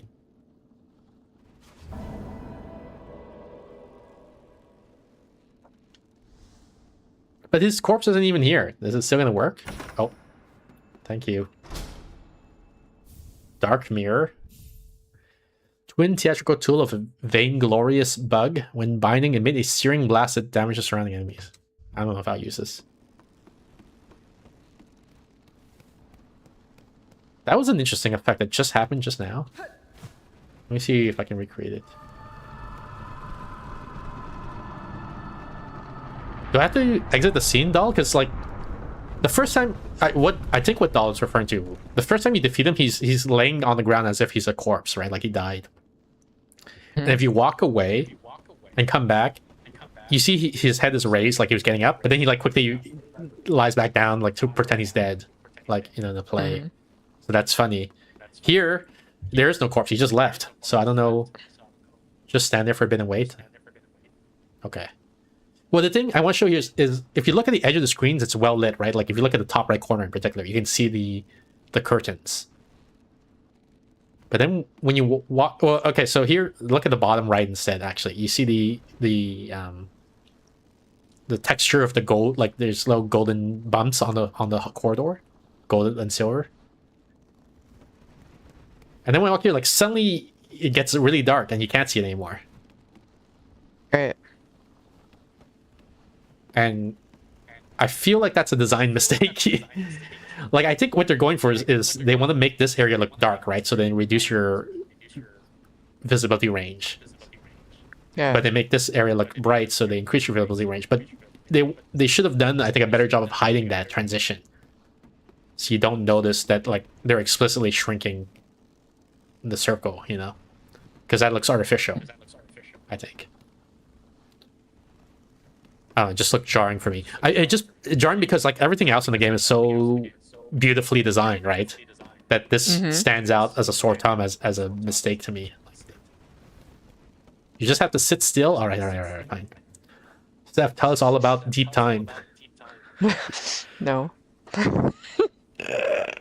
Just sit still. Insects are older than flowers. Sharks are older than the rings of Saturn. To me, that's insane.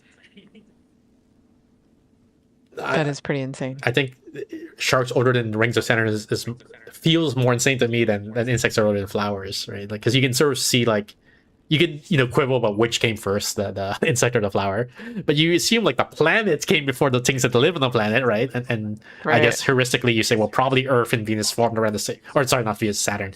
Earth and Saturn formed around the same time, so presumably the rings were there, and then life started. But nope. Nope. Inaccurate.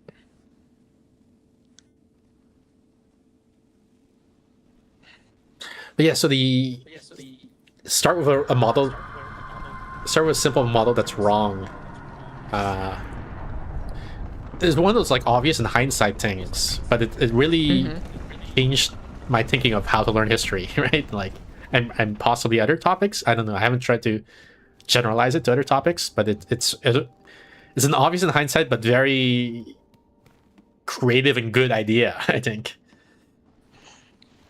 I think even a lot of teachers don't necessarily know to do it. Because when I read, like I just recently read a book called like Uncommon Sense Teaching, and that was one of their bits of uncommon sense. It was like, you have to get people to make a model that's wrong, and that doesn't occur to teachers necessarily to do, right? We kind of have this idea. It feels or there's a way that it can feel wrong. Like, why would you teach someone something that's not true? Why would you teach something that's inaccurate? Yeah. You just give them the correct information, and it's like, oh, nope. Yeah, I agree with you about that.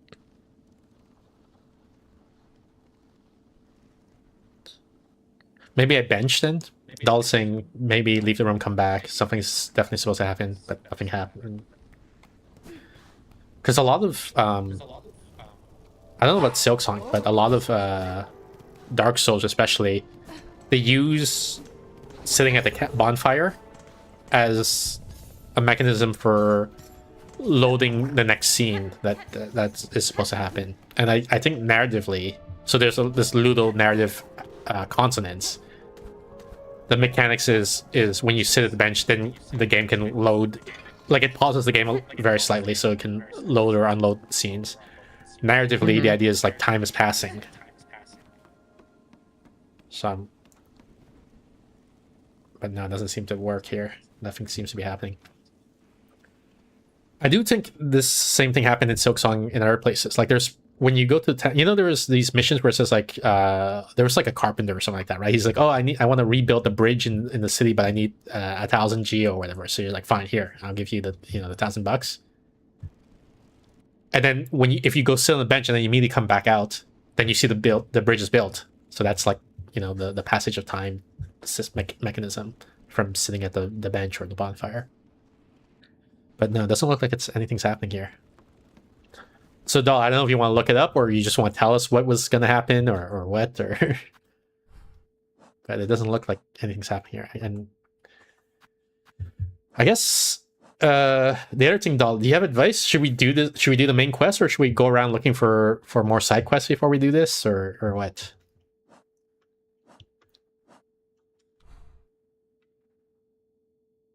Well, he pops up when he thinks you're gone, sees you, looks surprised, and hides, says Doll. So that's what should have happened, but didn't happen, apparently.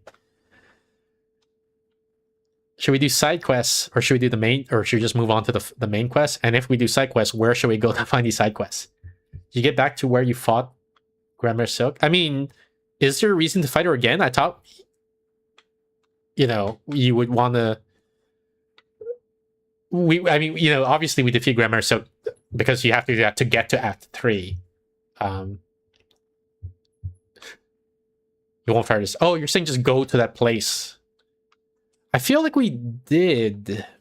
No, maybe we didn't. Because I think what happened is I took the ventriloquum to here, went here, and then we said, oh, it's a dead end, so I gave up. So I don't think we ever actually went back to the cradle. That might be correct. I think we were like on our way or something and we got distracted, but I also don't really remember. We can go check there. Okay. And then maybe that's the last thing we do, because we're about 2.5 hours in. Sounds good. Unless Doll this is your last chance not to tell us, by the way, like, oh no, don't, if you're, if you're gonna end stream, don't start this. Yeah, don't do this, or make sure you do this really cool thing before you end stream. I guess we'll go here to the forum. I'm trying to think what's the, because we're probably gonna have to climb this thing, and this is annoying. This is annoying, I think. Actually, maybe this one's not so bad. Memoriam, but this one I think is pretty innocuous from the forum. I think it's maybe this one. It's not a huge thing. It's one small thing and one medium for next time, maybe. Okay, sounds good.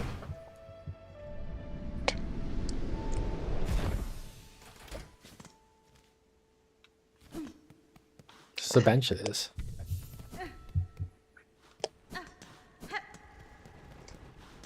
Go to the left from across Songclave where the big guards are. You're saying go along this thing? I thought this path was annoying. Is it not? Isn't it less annoying to go this path? The one I'm thinking. Maybe not. Maybe they're about the same annoyingness. Because either way, we have to go past these guards that I find annoying.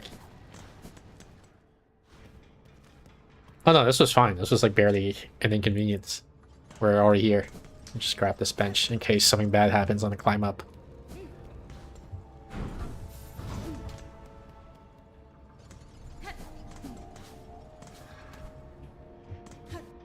Wait, how do I get up there?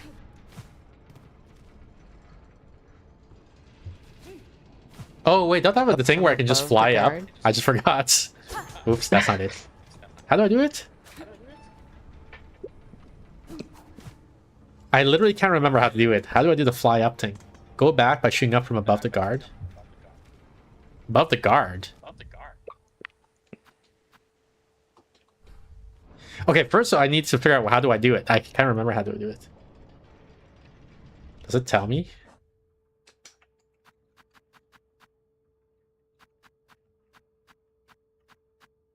Down and LT, okay. From above the, you're saying from here? I should do it somewhere here? I'm trying to look at the ceiling to see if there's like an obvious opening somewhere. But I don't see an opening anywhere here.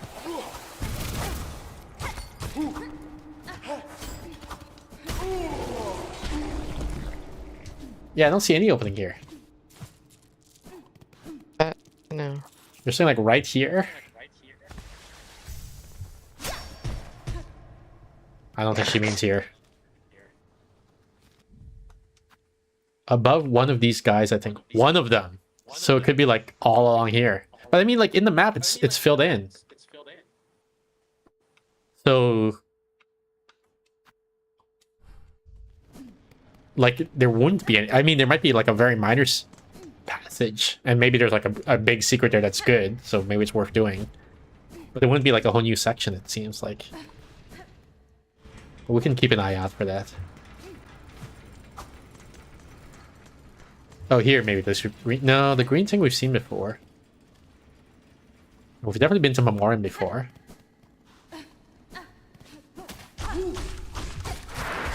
Oh god, there's the evil version.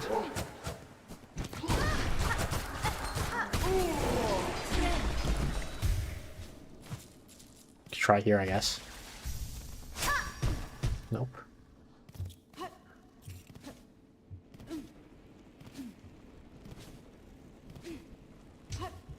Where the guy is crushed by a rock. So we did pass the first guy. I guess that's what she means, the very first guy.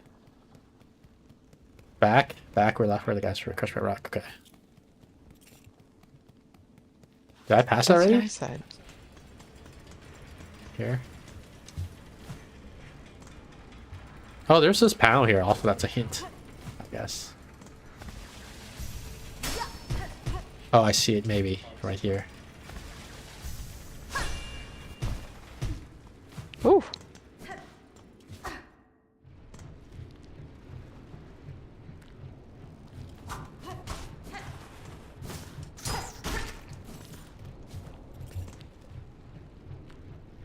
Wait, now I'm curious. Like, that means...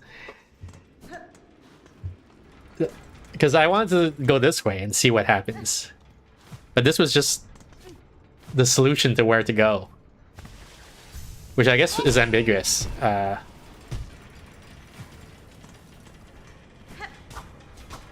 Yeah, so I would have gone here, seen that this was a dead end, maybe? Oh, what is this? Have you been here? Doesn't hurt to try. Neb's always saying. No, what I'm getting at is like, what Doll just told us is, in my mind, a spoiler. She gave us a solution to the puzzle, rather than putting us at the puzzle, you know what I mean?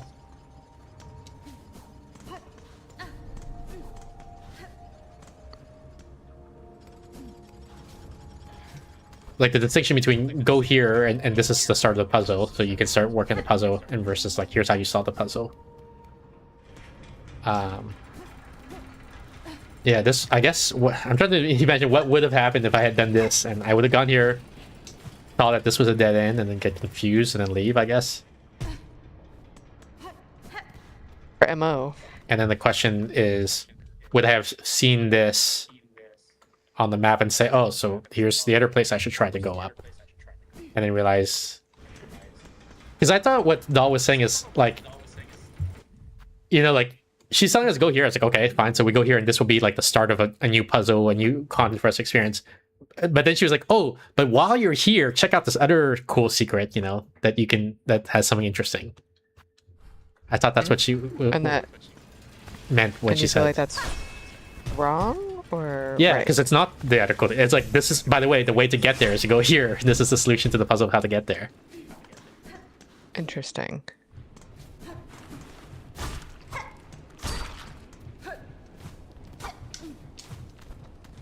Oops. I feel like we should get a tattoo that says, went there, saw it was a dead end, got confused, got frustrated, gave up. Yeah, I mean, I don't completely blame her. I was giving the exact path so you don't get frustrated looking. Yeah, so Yeah. that's the thing. I don't blame her because I do think it's ambiguous. This one, or I mean, they're all. It's a spectrum, right? Everything is ambiguous to some degree, but this one, I guess, was especially ambiguous. But normally, I guess what I'm looking for in general with is put me at the earliest point where I would start seeing new content, like something I didn't know about or didn't see before, right? So like basically, I guess in this case, although it would have been hard to predict, like this is sort of in hindsight, just telling me to go here was enough, right? Because then I would go here, look around, and then maybe not. And this is where it's a question: would I have figured out to go this way? Because I mean, from the map, it's obvious that you have to go this way, but like, maybe it's only obvious in hindsight. I don't know. Would I have known to go here and do the up thing? But like but I didn't have a chance to try, right, to see if I would have figured it out or not. As opposed to, like, I'm trying to find a contrasting example to try to show where to gesture where the line is. Just saying, like, you know, like there's something somewhere in the world you haven't found yet. That's not enough, right? I'm not like because almost everywhere I am in the world, I'm not right before the point where I would see new content, right? Like if I'm standing here, it's like, okay, you know, and maybe is there new content if I'm standing here? Is there new content if I'm standing here? Is there new content if I'm standing here? And I think maybe there was an example that a long time ago. I think, yeah, this Doll, like we were here and we were walking up like this path here, and Doll was telling us that there's another bench somewhere in Bow-Water, right? And I was like, I don't like, so I said, okay, let me check all the walls along here, along here, along here, along here. And I couldn't find where that bench was. And I think she eventually had to explicitly tell us that it was right here. This is where you had to go to find the bench. So that's a situation where like I'm just looking around frustrated, right? Because if I'm here, I was like, okay, so maybe it's here. Is here's the secret bench? Is here the secret bench? Is here the secret bench? So all of these points, like all of these, is not a point where if I'm standing there, I'm right next to new content. But if I'm standing here, I'm setting a point right next to new content because I hadn't found this down passage. So if you tell me like go here and look around, that's good, right? Whereas if you're telling me like look somewhere in Bow for new content, that's not as good. So similarly, telling me, I don't know, telling me here, this is why it's ambiguous, right? Telling me here would be right at the new content, but in this case, I felt like it was too much. If you just told me to go to Cogward, that's enough to get me to look around this area, right? But again, I admit it's ambiguous. I don't blame you for coming to a different judgment than what I came up with. I wonder if this is a good metaphor for conversations. What do you mean? Or do you want to elaborate on that? Well, I was thinking earlier today when I was trying to explain that I need a different kind of lead than the ones that you're providing. And I'm trying to think of if it's kind of similar to what you're asking for here, where you kind of want a different kind of lead than what someone else might naturally provide. Yeah, it might be. I mean, it's definitely similar, at least to that point, right? But whether there's a deeper connection or not, right? I'm not sure.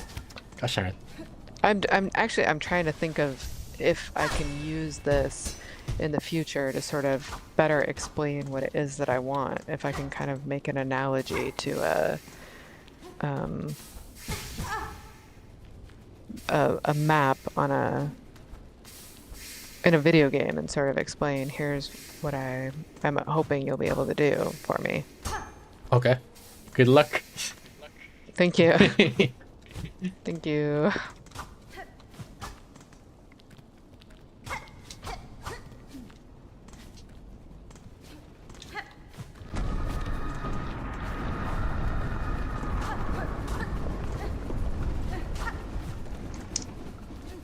But yeah, there's a lot of times when I'm watching someone do a Hollow Knight playthrough for the first time, a blind Hollow Knight playthrough, and they want guidance, I'll tell them, I don't know, I'll tell them like you know, like go here or something like that, right?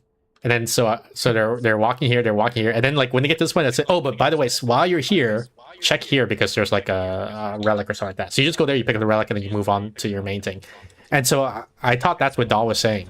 She was saying like, you know, we need the thing I want you to do by the end of the stream is to go here to see something cool. But while you're here, there's a little secret that you can grab real quick. And it might be a combination, like part of the reason I might be taken back is because of the mismatched expectation, right? Like maybe it wouldn't have bothered me as much if I knew what she was telling me, as opposed to thinking it was one thing and then finding out it's another.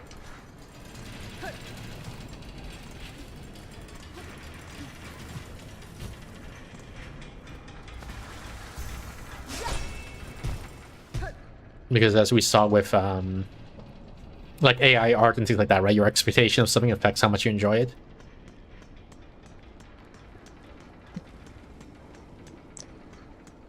You've gone silent for a lot, Steph, so I don't know if I lost you or if Discord is just being silly or... I'm not sure. I'm saying things. I'm saying maybe. I didn't hear any... I didn't hear you say anything at all for a long time. Oh, okay. So it's more on this side, according to the map. Like around here, in fact.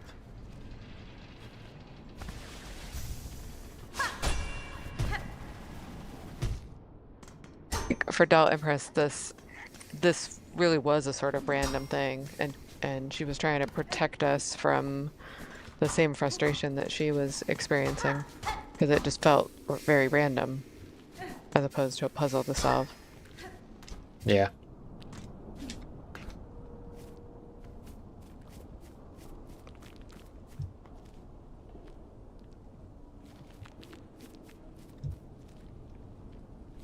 Oops, wrong button.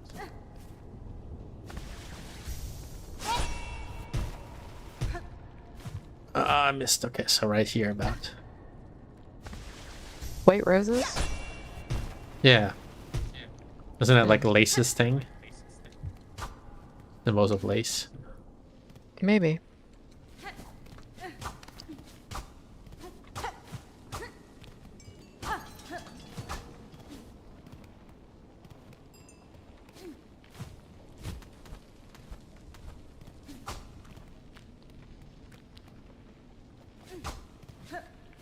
Oh god, I fucked up. Now I'm 1 HP, gosh darn it. I hope this isn't a boss fight. If it is, it'll be quick. Yeah, for them.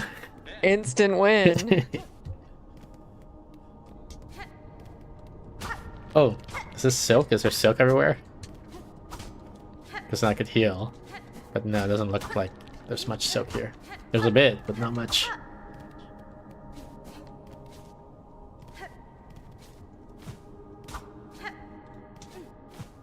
Hmm.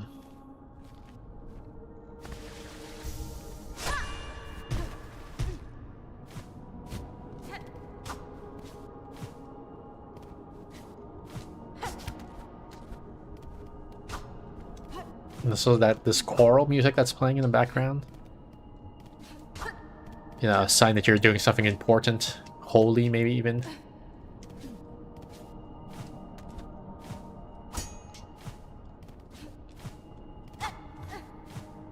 Hmm.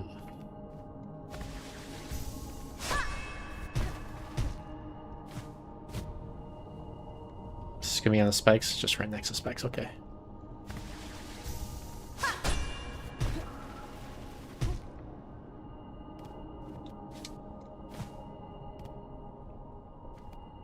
Claim?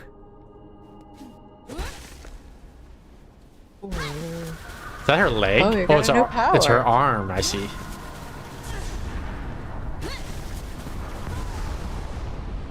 What could it be?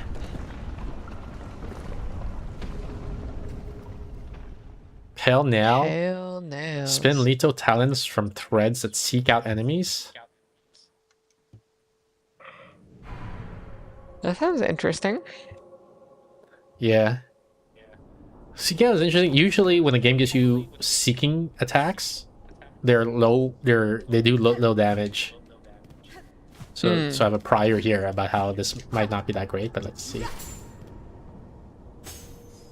Okay, pretty cool. No bench here though, so I might die on the way back. Is there anything else to do here, doll, or should I just head back now? I guess I can do one more sky silk up here to see if there's anything up here. Oh, there is something, I think. Wait, I saw something. Yeah, there we go. There's more here. Nice.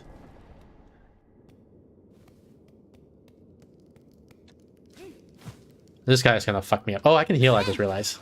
Okay, so now we're not in so much trouble.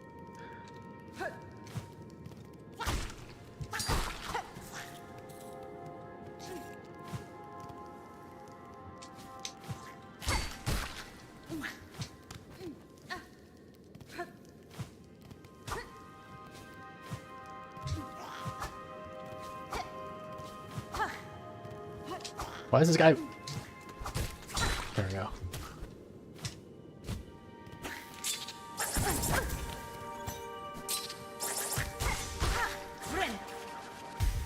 This is the medium thing I was talking about. The ability was a small thing. This is the medium thing. Is there a bench nearby?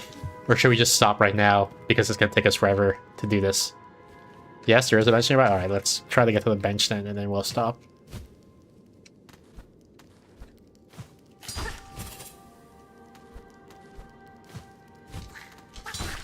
There isn't a bench, would be a good place to stop. Okay, perfect. Right around here, we want to do up dash. I don't. Oh shit! This is not a good place to do up dash. Oh. How do we get up there then?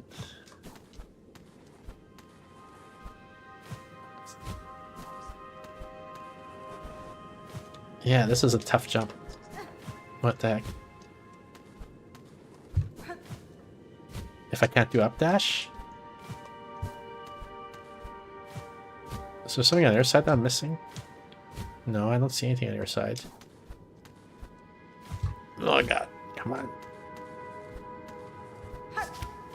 Oh, there we go.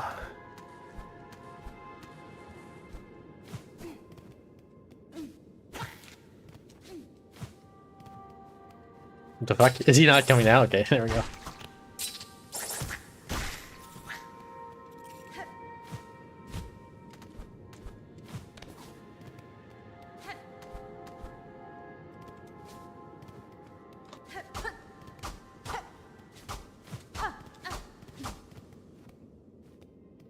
Perfect. Write yourself a little note about what we're doing. I mean, I think once I go here and I see there's no map and we're in like in the middle of nowhere. Actually, Yes, you say that every time. I'm always like, write yourself a little note, and you're why always don't like, you "Nah, write me a I'll remember note? this." Why don't you write me a note? Because I wouldn't know what to write. that would Exactly. Make it. You're in a new place, look understandable for you. around. There's your notes. That's the note. You're Yeah. in a new place. Look around. Yeah. Okay. Look at it. All This, right. here's our beautiful picture when we defeat Trobio.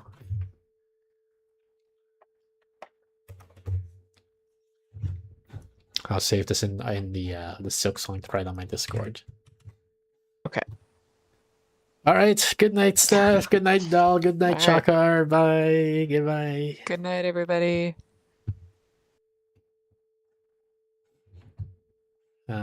Intro. I just saw on Discord. Steph literally wrote, "You're in the new place. Look around." Thank you everybody for tuning in. That was Silksong with Steph. Regular schedule top left corner of the screen every Thursday, 7:30 p.m. Pacific. That's about 2 hours 43 minutes ago in your time. So we got the Steph's Thursday streams where we'll be playing Silksong for the foreseeable future. Every Saturday, 6 p.m. Pacific.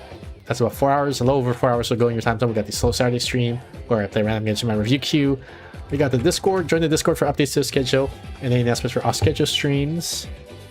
Let's see here, the calendar. Today's Thursday, so tomorrow, Friday, we will be playing Blackout Jack. And then Saturday, we'll be playing Pokedate with Sugar Crash Mary. And then we'll be, then I'll post the update schedule for the next week after that. So look forward to that. And I think that's it. Thanks again, everyone, for tuning in. I'll let you guys enjoy the rest of Cat Parade while I look for Santa Raid. Desde lejos y contentos van llegando los turistas. Con el agua no juguemos, demostremos la cultura. Con mi gente tan alegre, festejemos en